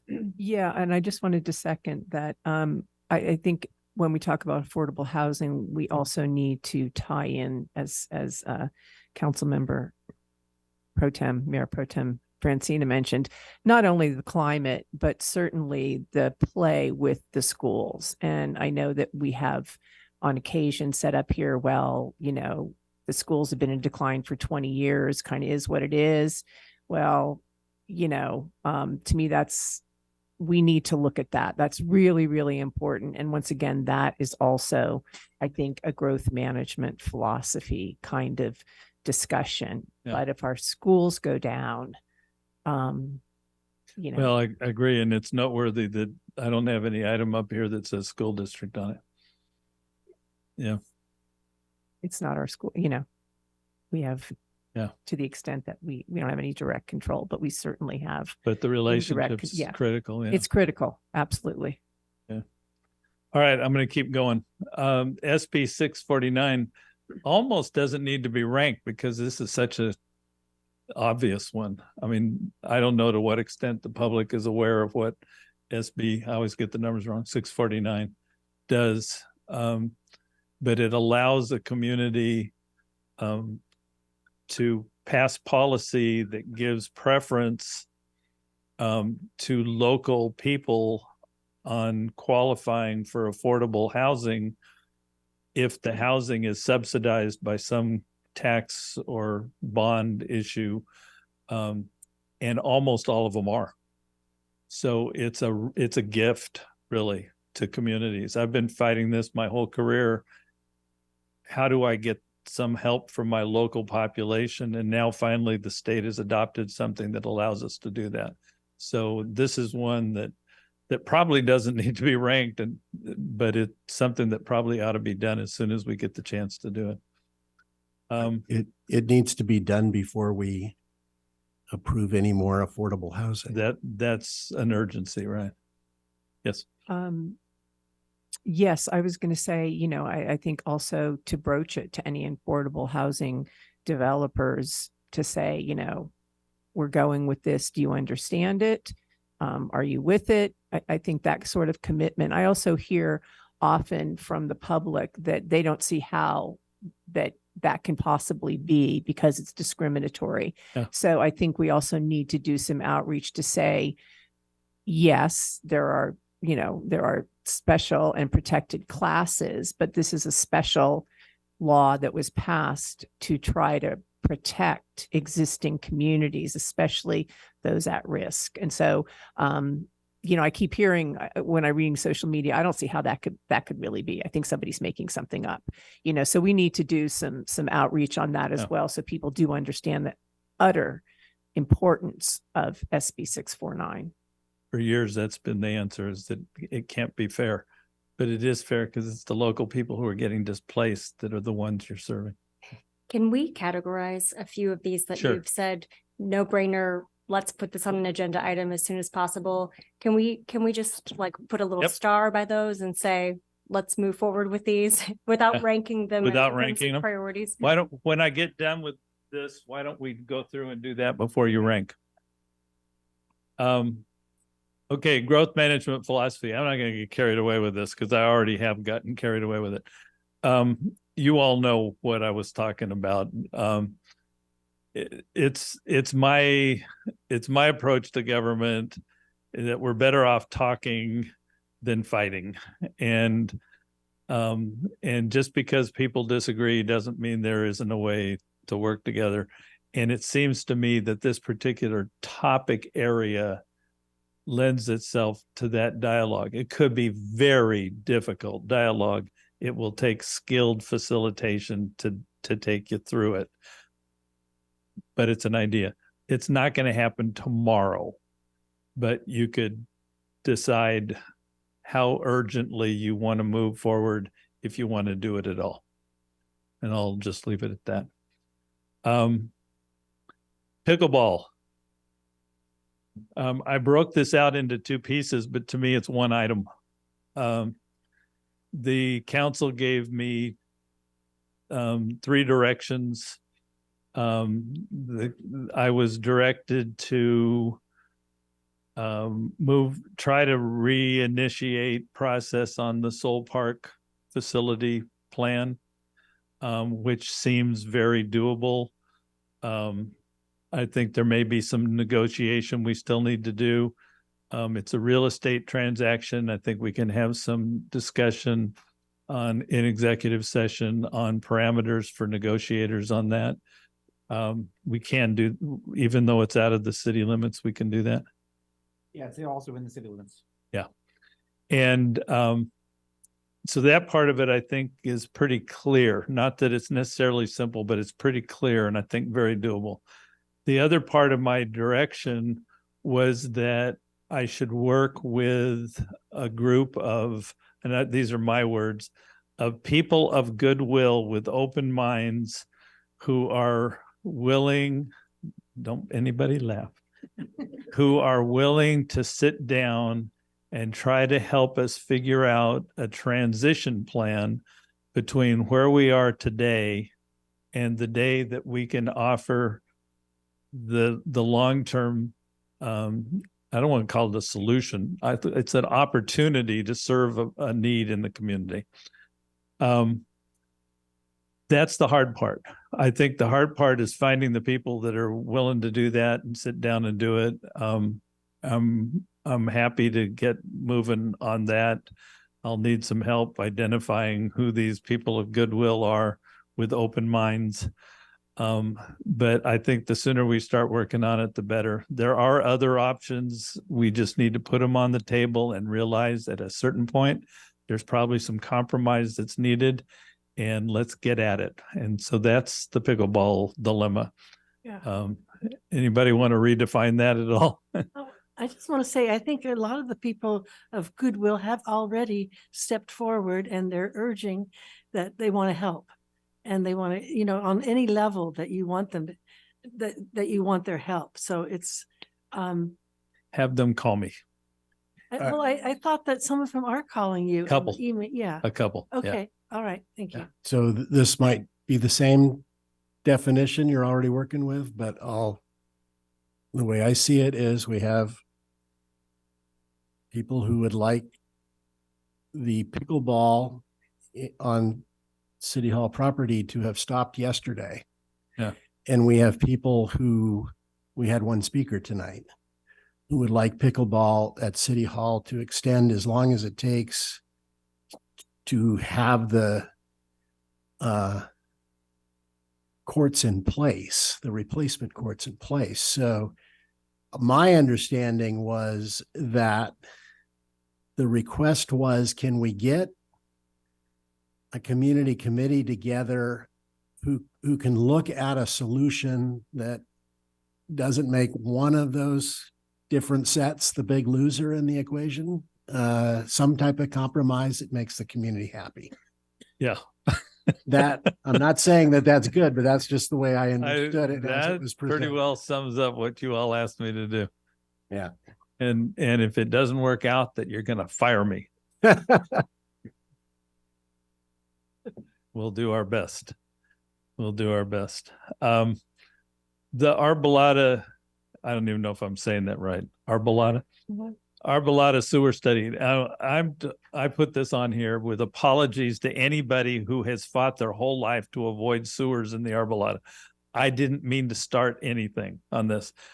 If it's just something I put on because it's so big an issue that I thought it needed to at least be on the list. The issue being, if you live in that part of our city, really important part of our city, and you don't have sewer system, the day that it becomes a crisis because you don't have it, and let's face it, it's likely someday that happens. I don't know when, but it's likely. Wouldn't you rather have the study done beforehand than to have to start from scratch at the time that the emergency happens? It just seems to me it's logical to go through that process. How we do it, how we pay for it, and all of that is another issue altogether. But it just seems to me that it's an issue that just, it would cause me, if I were going to be here long-term, it would cause me to lose sleep that whole system is sitting out there as someday, it's just like waiting for the wildfire without planning for it. So that's the reason I put it on here. Doesn't have to be anybody's priority, and I'm sorry for anybody I upset. Stormwater system master plan, I already think I covered. ADU, there's accessory, boy, I'm talking too long. Accessory dwelling units, the program the state enacted a few years ago that allows people to build housing in their backyards. There are things that you can do in a city that I think has already been started here, that could make it easier for people to move forward on ADU projects. Whether or not this is a priority for the city council to get moving, I don't know, but it was on the list that I had inherited, so I put it on here. Could that be Yes. grouped, I'm sorry, with housing, with the affordable housing workshop? You could definitely group that one. Yeah.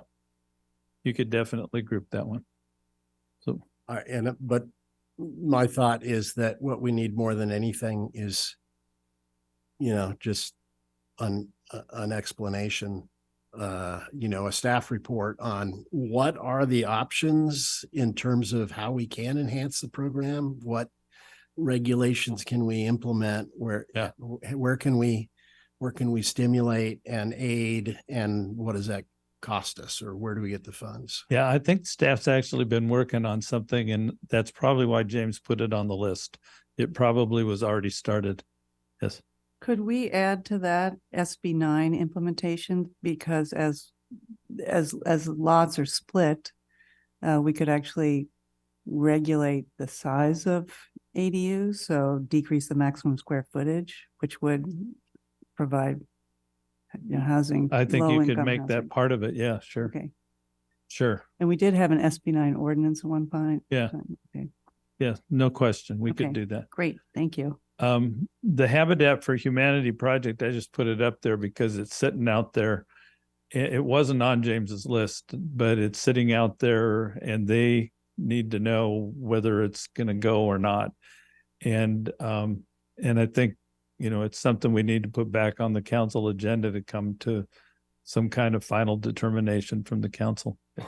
Yeah, so I know that it has been in work since how long, Souza? Couple of years. Uh, But they came this year. Yeah, right? but And I yeah. thought we approved, or at least preliminary, I thought we were unanimous in approving a design, and there were pros and cons on all the designs, but I believe in the end we were unanimous.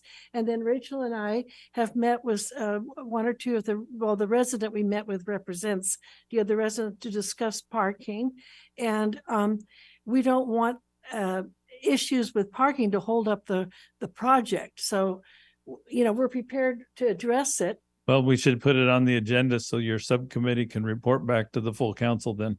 Well, all of us have met with the informed resident at different times. Yeah. My point was that, for people who weren't on the council previous, it was a one-off meeting. We were shown designs, and within an hour, we made a decision. To me, this is sort of what happens with this particular council. We didn't give due consideration. We didn't have, I did not feel like I had all of the information when I met with the concerned resident.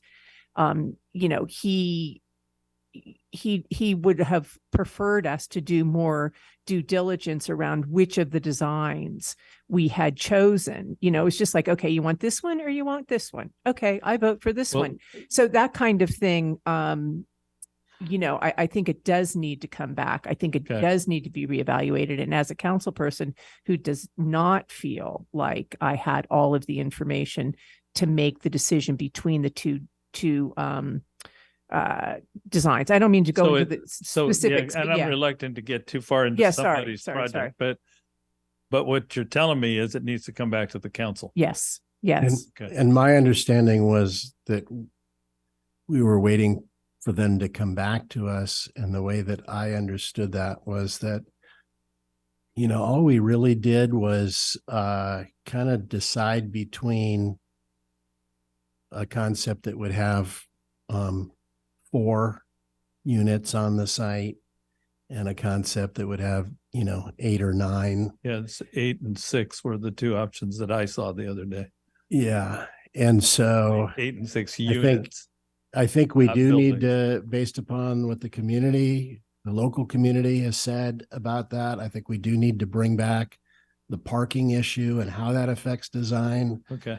But I think and so they'll give their report on the parking issue and the council can pick up the project. And if there's other design issues, I don't know if it needs to go to planning commission or not. But let me see. Yes. And I believe in that meeting, and that we discussed having 6 units, the possibility. That was one of the options they Okay. showed us. This probably is one of those ones you want to put a little star next Okay. to, that it'll be coming back even if it's not ranked high. It's about Okay. finding the right design. Okay, we got to keep going or you're gonna start getting hungry. Village use, mixed use revisions. Even the staff isn't sure what the council's appetite is for this item right now. It was on James's list, so I put it on this list. If it's high priority, rank it high. If it's not a high priority, don't rank it high. How's that? Landscape maintenance RP. I never found out why that's on the list. So I don't know what came up that caused that to be on the list. Landscape contracts need to be reviewed from time to time, but I don't know what priority that was. Hey, can we go back for a moment? I'm sorry. On the village mixed use revisions, we did make some revisions. Do you remember that? Because we allowed, for example, on North Montgomery to be officially mixed use so that people could, the Meg's Ojai House, for example. Yeah. Well, there's So- there's That a wasn't hundred. Adopted, if I could jump in. So the council provided direction at the joint city council planning commission meeting on the general plan update. Uh-huh. For that to move forward, but it hasn't yet come forward because it's not yet been done in final form. So the question is that a high, low, or mid priority to return? Well, I think Because we it's- got a lot of priorities, so I Uh-huh. need to know whether it's high or not high. But these are things that have been discussed for so long. I can't they- do them all. Yeah. I can't do them all while I'm here.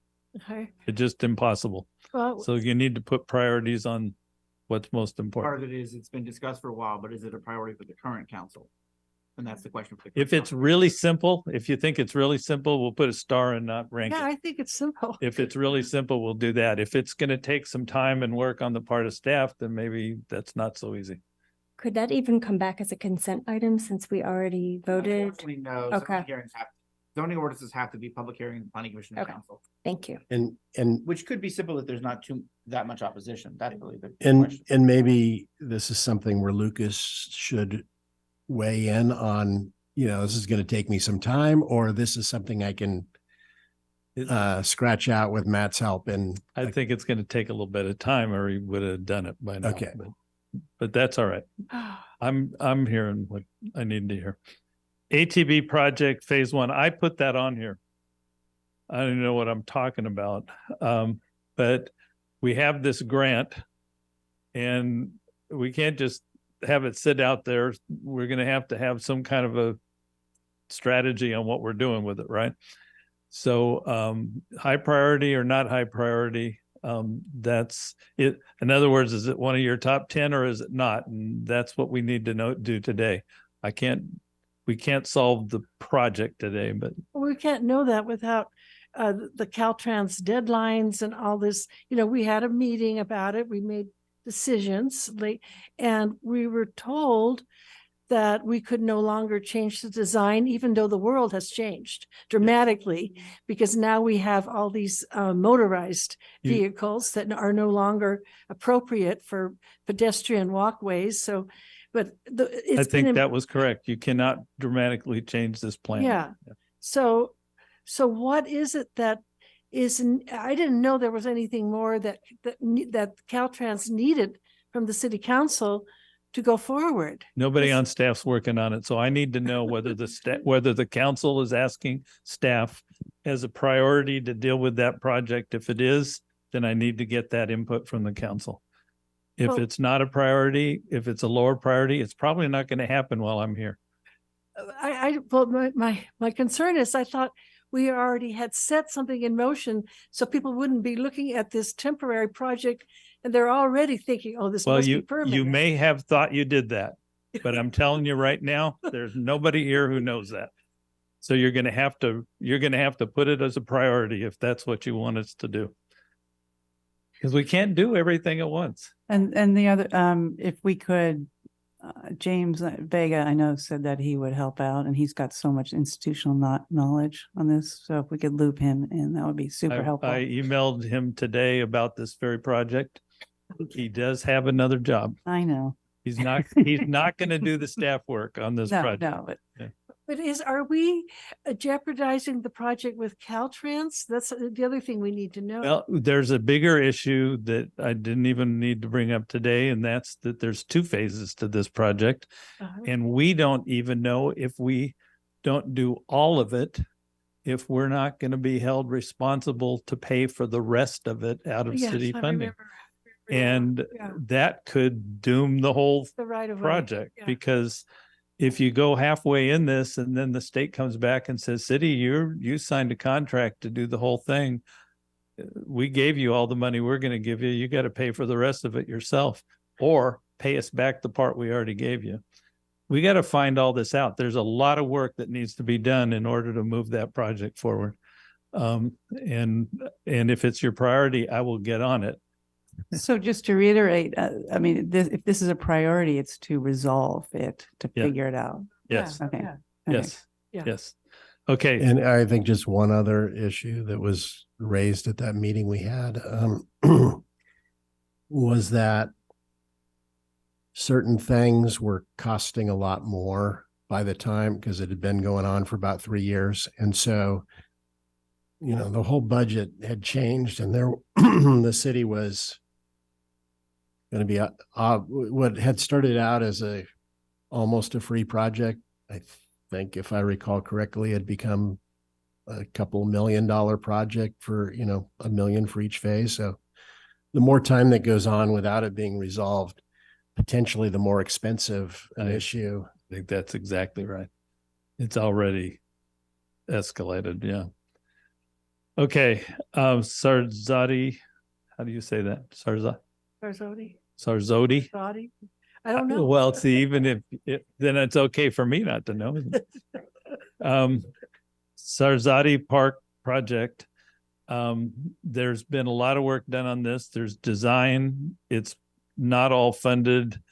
We really need to decide where we're going with this. This is where that needs to be decided in this capital budget fiscal model. We need to decide where that money is going to come from and where we go with it. But I wanted to put it on here because it's a big project, and we really ought to have a strategy, especially given that, and Luis is still back here, especially given that sooner or later we're going to lose this really super asset on our staff, and he's really the most knowledgeable person on this project. So it's just a question: where does that rank? And I'm sure it matters.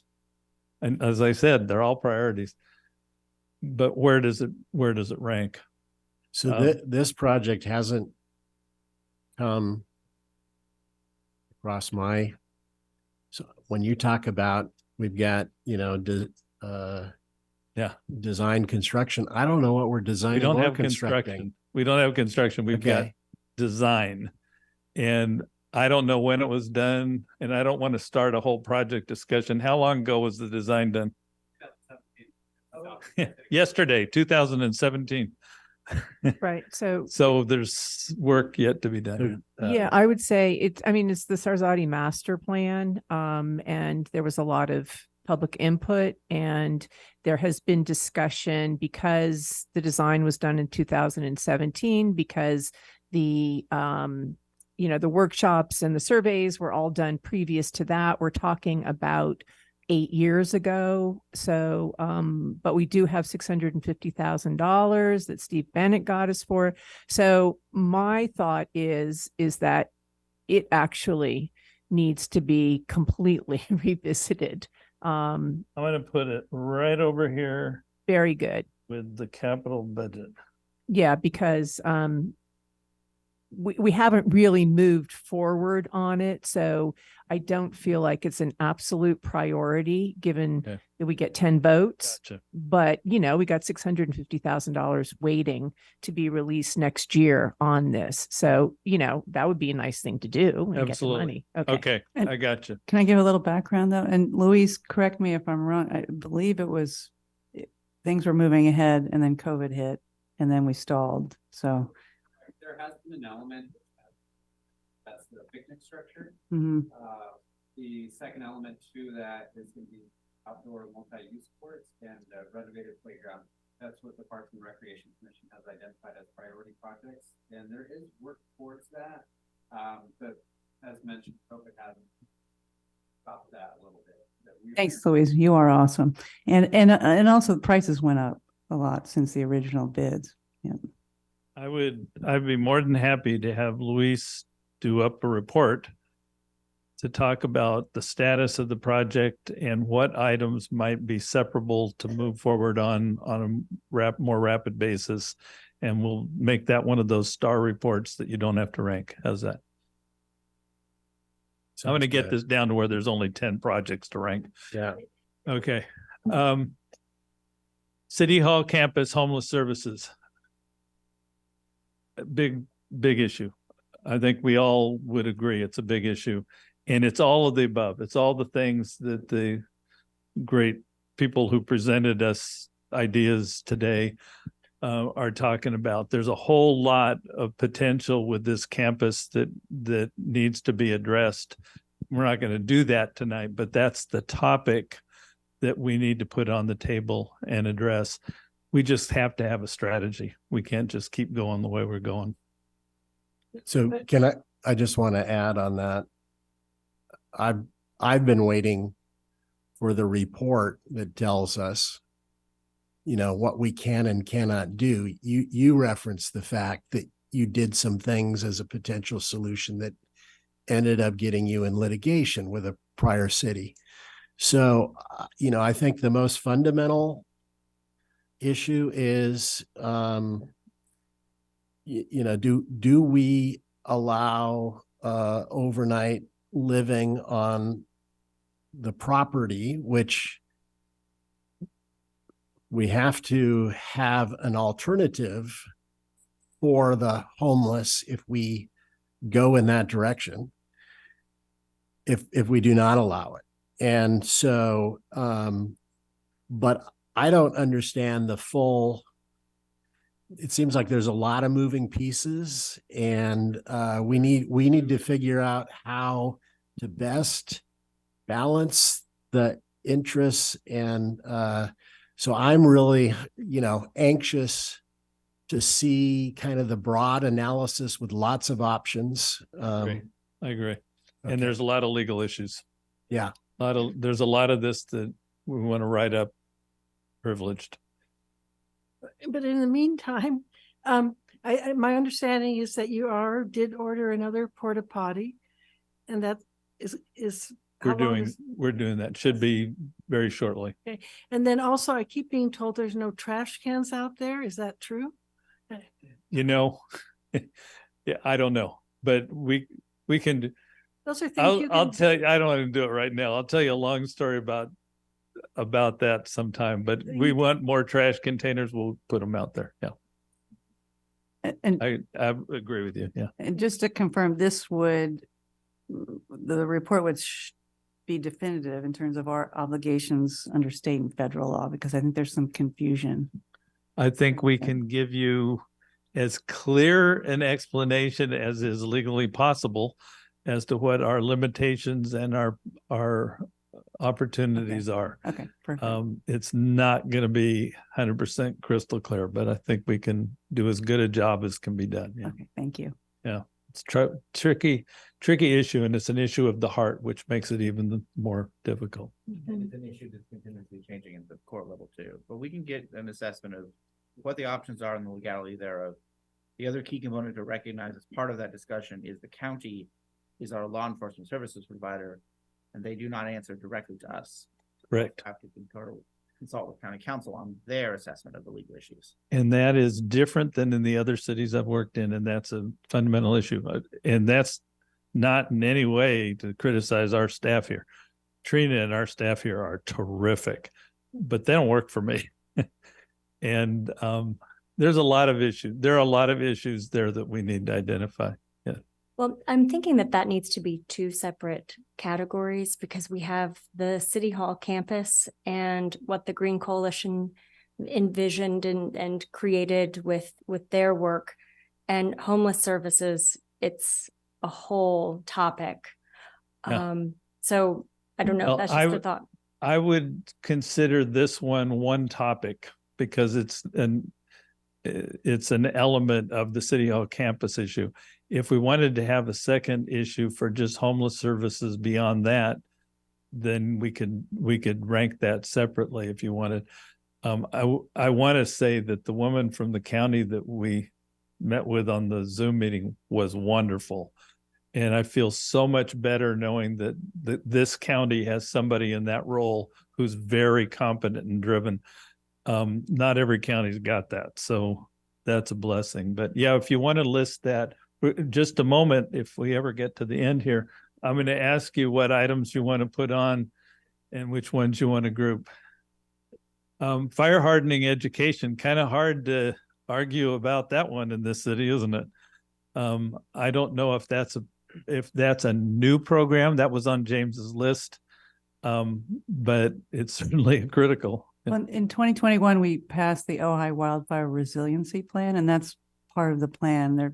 I can't remember how many steps there are, but we're working through that plan. Is there something the council has been waiting to come back on that topic? Not that I know of. We had a comment tonight and it said exactly what I've been thinking. You know, after watching the Maui issue, and I think this is not the same issue, but it ties in closely with fire hardening, and that is if you know, we need to anticipate the potential that we have a natural disaster and that our evacuation routes are limited because just by geography, and sometimes the disasters eliminate. And so, we need to careful look at how we're going to, I know that's part of our disaster plan, but I think it's worth, revisiting and looking at. The person who spoke mentioned whether we have kind of a critical capacity issue or if we have too many people, the plan's not going to work. And I think we need to look at that. Yeah. How about I put this all as one issue? That's what I was going to suggest. The issues that Rachel put in her list. Emergency alert system and plan. Alert, evacuation. And I put that underneath a communication outreach umbrella. Yeah. So it's one, creating the plan, but two, having a system for communicating to the public. Can we rank that all together? And safety is part of our general plan, of course. Yes. Yeah. So would those be connected? Fire hardening? Connected. I think you want to rank them as a separate initiative. Can that also include doing actual fire hardening? Yeah. Well, I left this. Okay. I left that as part of it. Because I think a lot of us know what to do. It's just we haven't done it. I think that's an important element. Yeah, absolutely. I can't tell you how many people in Beverly Hills I tried to get to take ivy out from underneath their trees. Ivy is also called kindling. and I just couldn't get people to do. Ban single-use plastics. Before you move on, I think we have to be careful that we're not duplicating, because every couple of weeks I've been attending the Fire Safe Council meetings and they're coming up with a whole plan, evacuation plan. Well, I'm not going to try to duplicate it. I'm asking if this is something the council wants to put on its agenda to discuss. With the awareness that there's other organizations working on, and then we could have them come in so that we don't reinvent the wheel. I'm against reinventing the wheel. Yeah.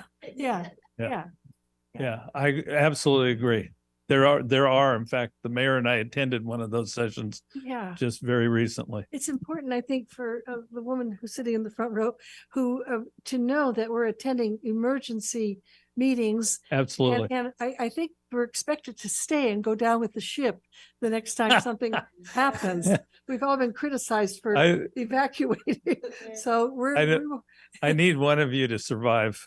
What did they call that? The designated survivor. Yeah, we need a designated survivor. You got it. Otherwise, who's going to sign the paperwork? Can I add one thing just for the public information? At the end of July, the Red Cross held a shelter simulation drill at Nordoff with the school, Fire Safe Council, the city, fire, police. So that's one step forward. Okay. This is another one of those easy ones. It was on the list. Ban single-use plastics, Mylar balloon. There is a draft ordinance on this. My only question about it, when it gets to you, because we'll put a star next to this as one of those you don't have to rank. How in the world do you enforce it?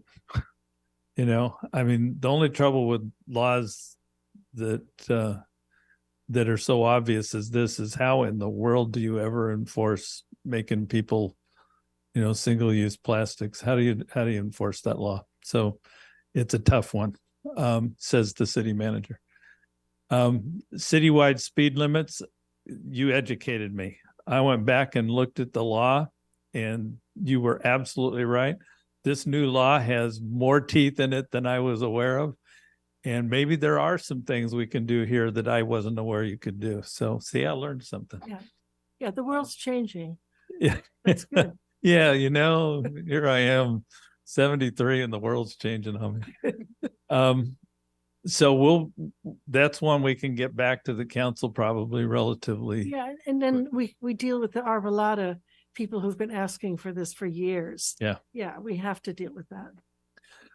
Tour bus ordinance, I don't know what priority that is. You'll tell me if you rank it or not. American Legion Ojai project, I have no idea what that is. I don't know if that's something you're waiting for something on. We can tell or you not. about that. Well, I don't need you to tell me about the project, The architect is in the audience. but I don't need you to tell me about the project. I need you to tell me if there's something that needs to come back to the council or not. Okay, I think we need an update from the person who presented this. Okay. Yeah, but, So but as far as the tour bus ordinance, my recollection is that we immediately already did something. That we don't allow tour buses to park in residential neighborhoods. Yes, so the city council last summer adopted a tour bus ordinance that prohibits tour buses from parking anywhere in the city except in designated tour bus parking spots that are designated as tour buses comes in, typically it's Lower Liberty or Sarzodi Park. The ordinance was adopted as an urgency ordinance. And the question for the council is, number one, do we want to come in with a regular ordinance that would eliminate the urgency findings and thus make it easier to defend if ever challenged? Although I think we have a good basis to defend it.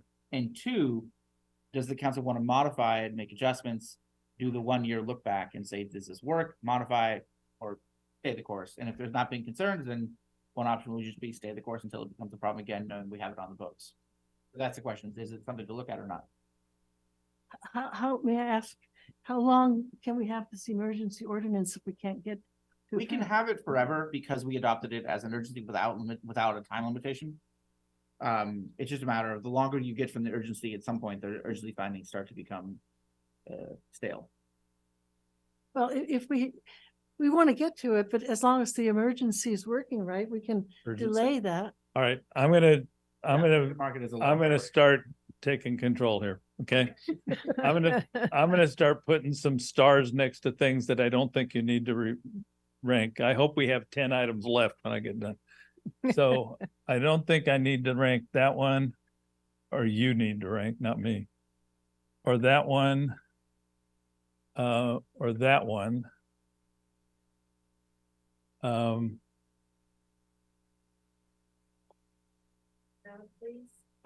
Yeah, I'll read them all as soon as I get through this, I promise. I don't think I need to rank that one. We're just going to tell them that. And that one, you already took care of that. I don't think we need to rank that one. I think we need to do it.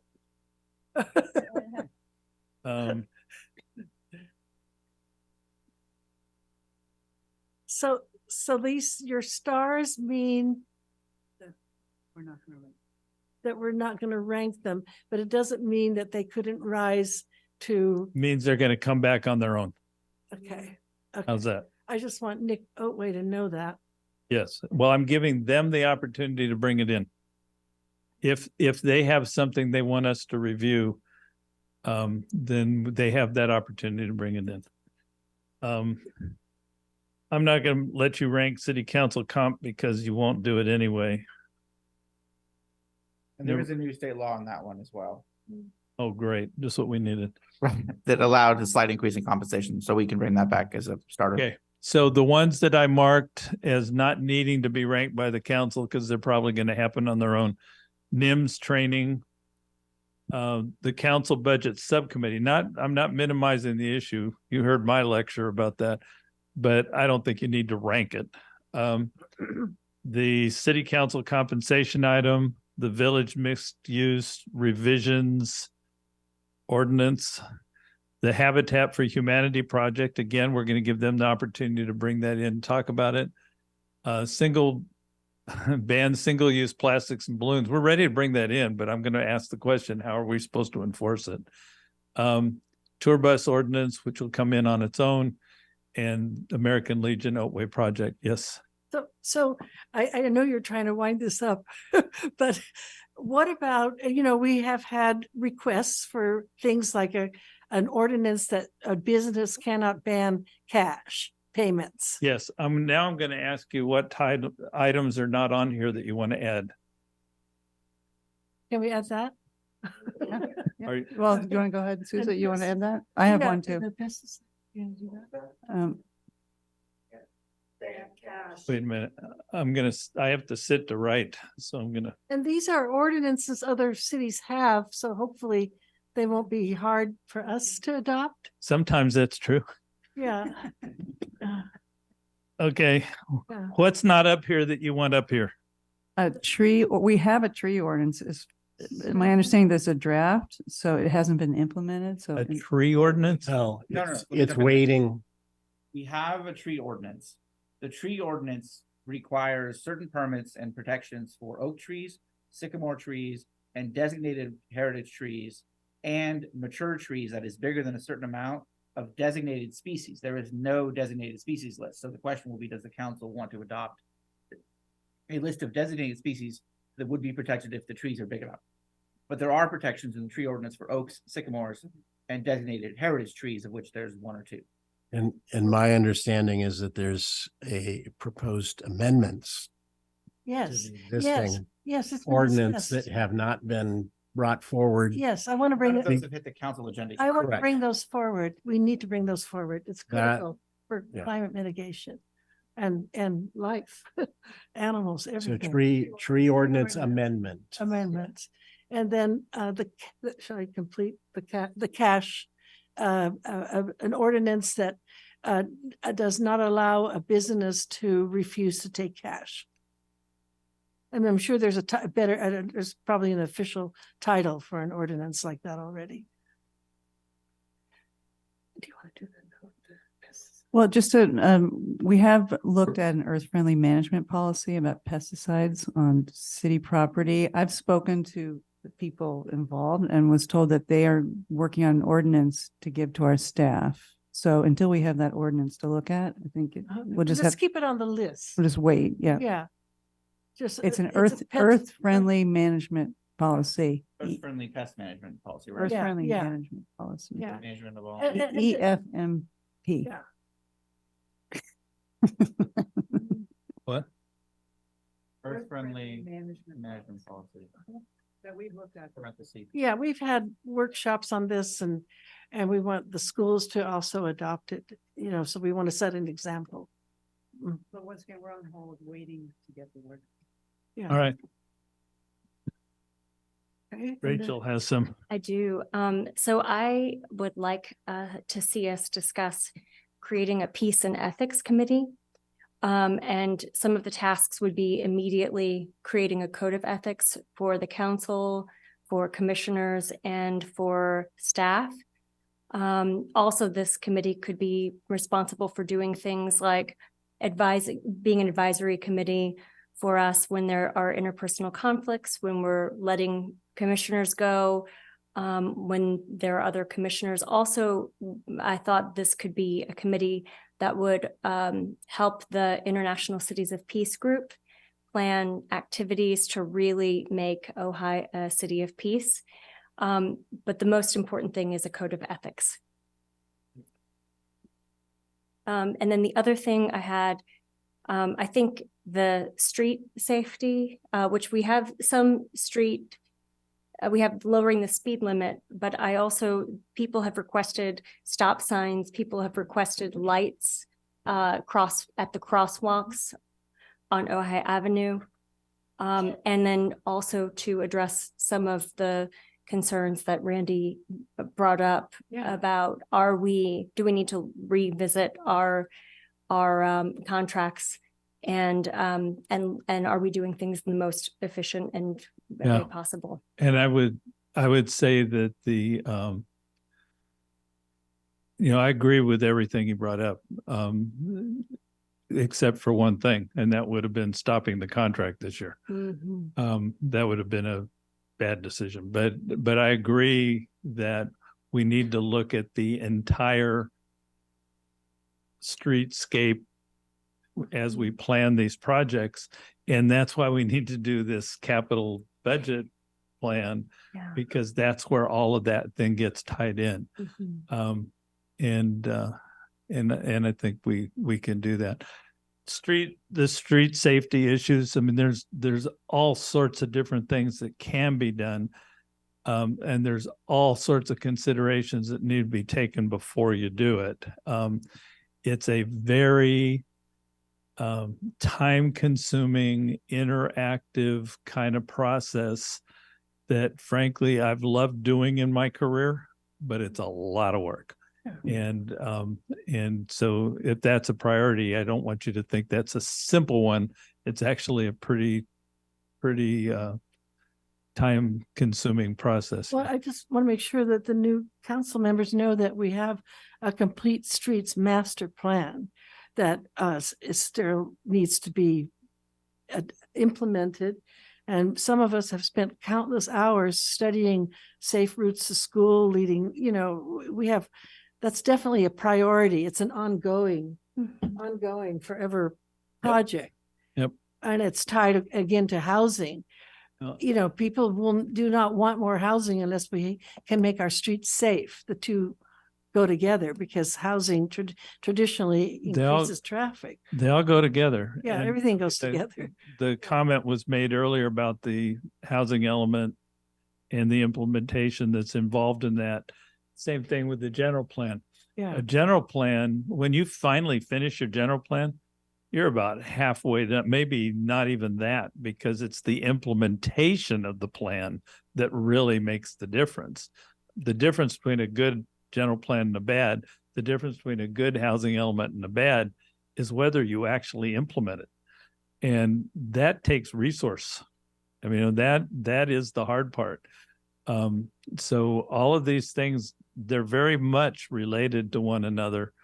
And I'm not trying to get that far down the road. I'm trying to deal with what we need to do right now. Yeah. And that would include a very clear and transparent system as how we address issues that come up, because as we all know, they come up pretty regularly, concerns from residents. So right. As you addressed They one come up- yesterday. they come up every week. Yeah. They come up every week, and there's no end to the number of things that people would like to see done differently on their streets. The question is how do you get there, and what does it do to everybody else when you deal with one street? So I find it's a puzzle, and it's fun, and I love being able to help people feel better about their neighborhoods, but it's a lot of work. So on that topic, one of the things that we have in this city is that we have very inconsistent easements for people to walk off of the street. So we've got sidewalks some places and no sidewalks other places. Yes. And then we've got, homeowners who want their, vegetation to go out into the entire space. And it would be good if we could, I think, at least find some streets to start tackling the plan in terms of a pedestrian circulation, a type of concept. I know there was an effort to at least look at that through a school project where they were doing a, walk to school program. And it was kind of determined that, so I would love to see us look at that on kind of not a citywide basis, but let's find some paths and see if we can create incentives for homeowners to, help us do that. There are good grants on safe streets programs.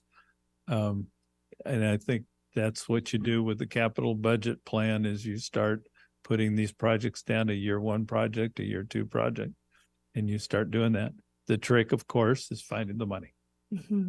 That's the trick. Okay. Are we? I got a couple. Yes. So, while we were, hearing concerns about the paving, my thought was I'd love to hear from Lindy about, if she has a response to what's being said and any recommendations. Well, it's it's not today's issue. I think my simple reaction is, and I'm sure Lindy and I have talked about this a lot. It's not that we take issue with anybody who says that doing curb, gutter, tree projects, what happens is cities end up doing curbs and gutters when they are damaged by street trees. Usually if they're damaged from other purposes, the city doesn't pay for it because the city didn't cause it. The private owner pays for it. And it's not uncommon for private property owners to go to a street contractor and say, hey, can I get you to do my curb while you're in the neighborhood and I'll pay you to do my curb. But if it's street tree damage, typically the city would be responsible for that. Now, typically you try to do those projects and identify those projects in advance because you'd like to do the street work under the supervision of an arborist, not a last minute, oh no, we left this out of the project, let's hurry up and do it kind of basis. And you bring the arborist in and you try to figure out what are you going to do to make sure you don't kill the tree, or what can you do with the tree roots so that you don't have to do it again in 5 years, and you try to do it right. When you do that, you make the project much more expensive, not double the project, but you might add 10%, 15% to your project to take care of those other purposes. Keeping in mind that the whole time you're doing a paving project, you're making all sorts of trade-offs as you go. The idea of water being our problem, yeah, it is. Water seeps in through the cracks in the pavement, gets into the base, and then it costs 10 times more to do the street repaving than it would if you didn't damage the base. So when you do a project, not ideally, but there's a philosophy that you don't do the streets that are the worst. You just ignore them, because to do the streets that are the worst costs so much more. You're missing out on doing the streets that just pave the cracks and stop them from deteriorating, because they will cost more if you let them go than if you just take care of them along the way. Every street paving project is a trade-off between the seriously damaged streets and the streets that just need a little bit of maintenance, and the curb issues and the gutter issues and sidewalk issues and ADA street corner issues and other street issues that come up along the way. Ideally, all of that's taken into consideration. And when the gentleman said, all of this should have been presented to the city council so you understood the trade-offs you were making when you adopted this contract. Neither Lindy nor I would take issue with that. I'll bet you that 9 times out of 10 or more, it's not reviewed in that detail. It's in that big old thick plan that's provided, but nobody takes the time to go through it. Should they? Yeah, it would be the better thing to do, so that you as a council know that you're making those trade-offs when you approve that contract. Once you start the project, you just don't stop a contract that's already in the field and deployed. When you do that, you get change orders that are going to cost you through the nose. You're going to delay your project because now you got to go back and do the design for the work that hasn't been spec'd You got to negotiate the cost on it. The unit costs in this contract for concrete are high. So we'd have paid even more money for the work than we otherwise would. And it would have delayed the finish of the project, and our contractors got other work coming up after ours. So we would have lost our contractor and had to put a stop on it. There was no way to stop the project now and go back and do that. Next year, do we want to do it better? Absolutely. Next year, we want to do it better. We want to do this better. It's a whole plan. It's not just streets and curbs and gutters. It's the whole capital plan that needs to be done better, so that when the council reviews these things, you actually know what it is you've approved. I don't take issue with that at all. I agree with the gentleman who spoke that it's better to look at the whole. I like making a council go through a budget and really learn it when you do it. Because I don't want somebody to come back to me later and say, I didn't tell my council what they were adopting. And, but it means more time. It just takes time. And while I'm working on that, I'm not working on something else. So, everything's a trade-off. That's what it's all about. Okay. Can you take a moment and explain, where does street striping come in? Bike lanes, sharrows, at what point after the paving does that happen? If the street, usually, it depends on who does your striping. I would imagine in this city, we probably contract for the striping as part of the general project. I don't know that, but I would imagine we do. So that's where it should come in if it's spec'd in the project. If it's not spec'd, we'll go back. By the way, we'll go back and spec some of these curb repairs. It's not too late to fix some of those curbs. It's just it'll be done under another contract right after we finish this contract, up to the point where we have the money to do it.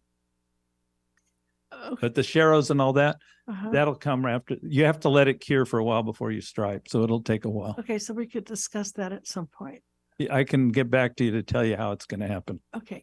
And then I have a question. Is this meant to be comprehensive, or should we bring up, there's like 100 things that I'm kind of wondering when they're coming back, like the amendment to the districting ordinance, things like that. They're not high priority, but Yeah, do you want this on anything the that the list? council wants to assess, if it's anything beyond a super simple item, if it's the question is, when do you want it to come back? Then yeah, I would put it on the list, and then the rest of the council can prioritize it. But if we didn't, you would bring it back at some point? Is that what's the understanding, right? It was supposed to come back. Right, at some point. The question is, when does the council want some point to be? I would say before the next election. If that's what the What's council the item? wants. We have a districting ordinance that requires that if a council member can't find housing in their district in 30 days, Yes. and we were amending that ordinance. I'm just going to put, for right now today, I'm just going to put district ordinance revision. Yeah. I'm not going to define all that. My understanding is that when we send something out to be amended, that it just comes back in some kind of a timely How is fashion. that working out for you? Well, to be fair, we're in an unusual situation. Well, you're in part, yes. Because we have an interim, Well, it's more than that, because it's not my fault these things aren't coming back. no. It's, you have a staff where at best you've got maybe 10 administrative staff, maybe less than that. Two of the key people are interim and won't be here forever. Yeah. Luis is going to be leaving. Matt is part-time. How much do you think you're going to get out of that staff? I mean, you've got to have realistic expectations as to what's possible. Just because the council asked for something to come back, it's got to be possible, right? So that's why we're doing this whole exercise. Well, maybe that's may I make it? Maybe that's an agenda item that at some point we need to talk about, do we have the staff we need for the city to function properly? Yeah, I think clearly not. Yeah. Well, that's going to take staff. You're going to have to put staff out there to be part of this. Just to have a list like this gives me some kind of peace of mind. And that's why And- we're doing it. But yeah, but also we had one of the former city managers, Steve McCleary, he had a great handout. He was constantly updating with every single item. It would say pending, in progress. It would have some kind of far out date when we might expect it back. So maybe we can take this and maybe I can find a sample in my of what, how, not necessarily for you, but for the new What did city I tell you? manager, What did I tell you I'm going to come back with after this? some kind of organization, A work plan, right? work plan. Yeah, And then yeah. the work plan will be something you can monitor. yeah, yeah, yeah.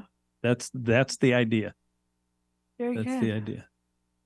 Yes. And I would just like to reiterate that point. We do have a very small staff and our staff works incredibly hard and they're a gift and we're super lucky to have every member of our staff. And also we have to realize that we have to treat people nicely and not overwork people and make sure that what we're asking of staff is doable and not, in a timely way. So I think just being realistic is important. Yeah. And I think if you're all going to be really fair, you realize we've spent a lot of time on things that have nothing to do with any of this. Mhm. So Yeah. there's a lot of help Reality. that we need to give each other. Yes. Yeah, so that does bring up, at some point, the council getting together and having some sort of legislative agenda that we agree. can all agree on, which we've never I'm gonna been put that able to up here. do. Yeah, so we don't know what other people's priorities are. Actually, it's a surprise every time it comes up. Yeah, Oh, and- I didn't know that. Yeah. And usually legislative agenda doesn't mean our own internal legislative agenda as much as it means what are we going to ask of our other elected officials that represents what the city council's looking for? Are you looking for something that's No, internal? I'm using an internal legislative agenda. That is, we had a new council for all intents and purposes, Yeah. yet we never sat down and said, these are the things we care about. These are the places where we have agreement. These are the places where we don't have agreement. This is how we can move forward. Never happened. How is this not Um, contributing to that? I think it is contributing to that actually. But one thing we never did do is say, okay, this ordinance, how important is it? Should the staff be spending the next month on this particular ordinance? Is it that important? Yeah. We just said, yeah, that sounds like a good ordinance, never taking into account Yeah. the resources that it was going to require. We never said, oh, well, if we do this, these are the 4 other things that we're not going to be able to do because we have a very limited staff. So while we talk about having a limited staff, we have never really brought that into the discussion as we made decisions. And I think that's really important. I agree. And I do think that's what this is supposed to be lending toward. Yeah, and I think it will. And then Yeah. just as my sort of contribution, so we have up there a peace and ethics commission. We have in our council protocols an idea of a code of ethics. We also have often talked about a code of conduct, yet we've not differentiated what is a code of conduct versus what is a code of ethics. We've talked about it. A code of conduct is related to the FPPC and usually has a financial ramification to it, where a code of ethics is really about how you walk through the world, how the council does its business, that kind of thing. So I think we're going to need to kind of break those out. And then, a commission is yet something different. Yes. Oh, it's committee. Okay. And the committee was specifically to break those things out. So to create ethics, a code of ethics, that would be a template for us to follow, staff, commissioners. So that way, what you're talking about, all of that would fall underneath this. Okay. So not a commission, but a committee. So sorry. So I think we need to differentiate between what is a code of conduct and what is a code of ethics. Because we've often had that discussion and not been able to really find our way through that. They're 2 different things. All right. Do you want me to list them as 2 different things? Well, they are 2 different things. Well, and except you could do one under the protocols. Yeah. issue. Well, How do we want to rank protocols and those two items as separate items? I would separate them because it's been called out. The code of Y'all are ethics. going to want more dots. I'm Yeah, telling you. the code of ethics and the code of conduct have been called out Where did here's this. separately a number of times. Right, because conduct is more about the legalities. It's ethics about more it's perception. financial and fiduciary. That's what code of conduct basically. I Okay. think, Matt, I'm Yeah, I'm sure you gonna can jump in briefly. correct me. The, Please. I think what you're referring to there is the conflict of interest code, which is the state defined term that we have one. We adopt it every 2 years. It's due for updates. I think it's on the odd year cycle. This is an odd year, so I think we're updating it this year. Or is it on the even year cycle? Even year. Thank you, Weston. It's on the even year cycle. Every 2 years we update it. And essentially it takes the Political Reform Act, which is our state law that says in very, very sum, a public official cannot participate in a decision in which they have a financial interest. And it takes that and it applies which parts of the city that aren't council members, that aren't planning commissioners, that aren't myself, that aren't the manager, who else does it apply to? The conflict of interest code is a very narrow piece of the larger puzzle. So the code of ethics, code of conduct, those are bigger. And the trick there is those are what do we want to adopt on ourselves beyond the state minimums? And that I think would be the key question for the council. Updating the conflict of interest code is something we have to do by state law every 2 years. And we'll be doing that in 24. Okay. Great. So I think breaking all those out and getting a better understanding would also help for some confusion that we have sometimes up here about what we're really talking about, as we just learned right now. What are the right terms?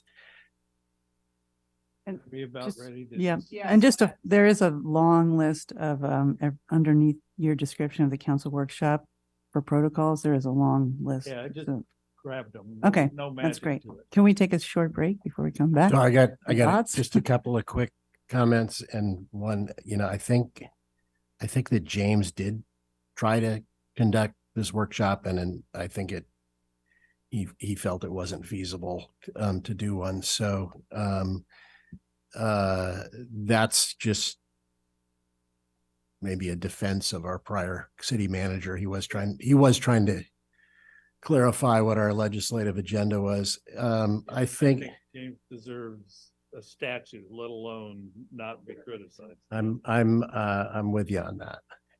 And so the only other thing I'd like to discuss, and I'm interested in your feedback on this, but I'm really interested in having a discussion about staff reports and, the purpose of them, how we use them, what we need in them in order to make informed decisions, and then what maybe a message to the public in terms of how to use the staff report to guide their comments when they want to, influence us. And I think it could be what I've seen since I've been here is some really great staff reports and some kind of really thin staff reports and some no staff report at all. Right. And I think we always need to know what the rules are and, how the issues impact the rules and all of that. Yeah, I think it's a good discussion. Is that on? Yeah. It's a good discussion. I think it's the kind of thing that comes up under the council protocol discussion. The quality of staff reports in some cases depends entirely on the agenda deadline being upon us. And in order to meet council's expectation of an item getting on the agenda, it gets put together very quickly. The goal is always to do good, solid reports. We probably need to discuss staffing at some level because there are certain expectations that you can have of quality, complete staff reports if you've got staffing that is capable of producing that, and then others where it's probably an expectation that is too high. So we'll have to have that dialogue a little bit more, but I certainly agree that we want to give you quality material. Yeah. So, because we're trying to provide the staff report by Friday at latest. Mhm. I used to get it on Monday, I think, years ago. But you could put at the end of this, if you're not complete, you could put supplementary material will be posted on Monday. Mhm. So the public knows that it's coming or something like that, because it came up and you did provide us with excellent material on Monday. And, it's On be Saturday. simple on Saturday, whatever, but you could put just a line so the public knows. You could also refer them to some other source, whatever, to make it quick and more complete. I'm sure you thought of that, but just simple. Yeah. And then while I have the floor, I just want to say, thank Rachel, because I believe I'm in complete support of everything you've expressed, and it's so well thought out. It's You beautiful. did a really nice job. Yeah. I agree. So, since we can't fit everything on the board, when you do your what you call it? Your work plan, you can incorporate, if the rest of the council agrees, we can incorporate her, the things she's advocating for.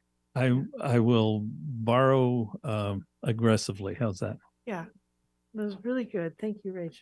Excellent. Break time? Yeah. Sure. Okay, we will and we'll be back for Dotocracy. So stay tuned. Dotocracy. What time is it now? Is it lunch?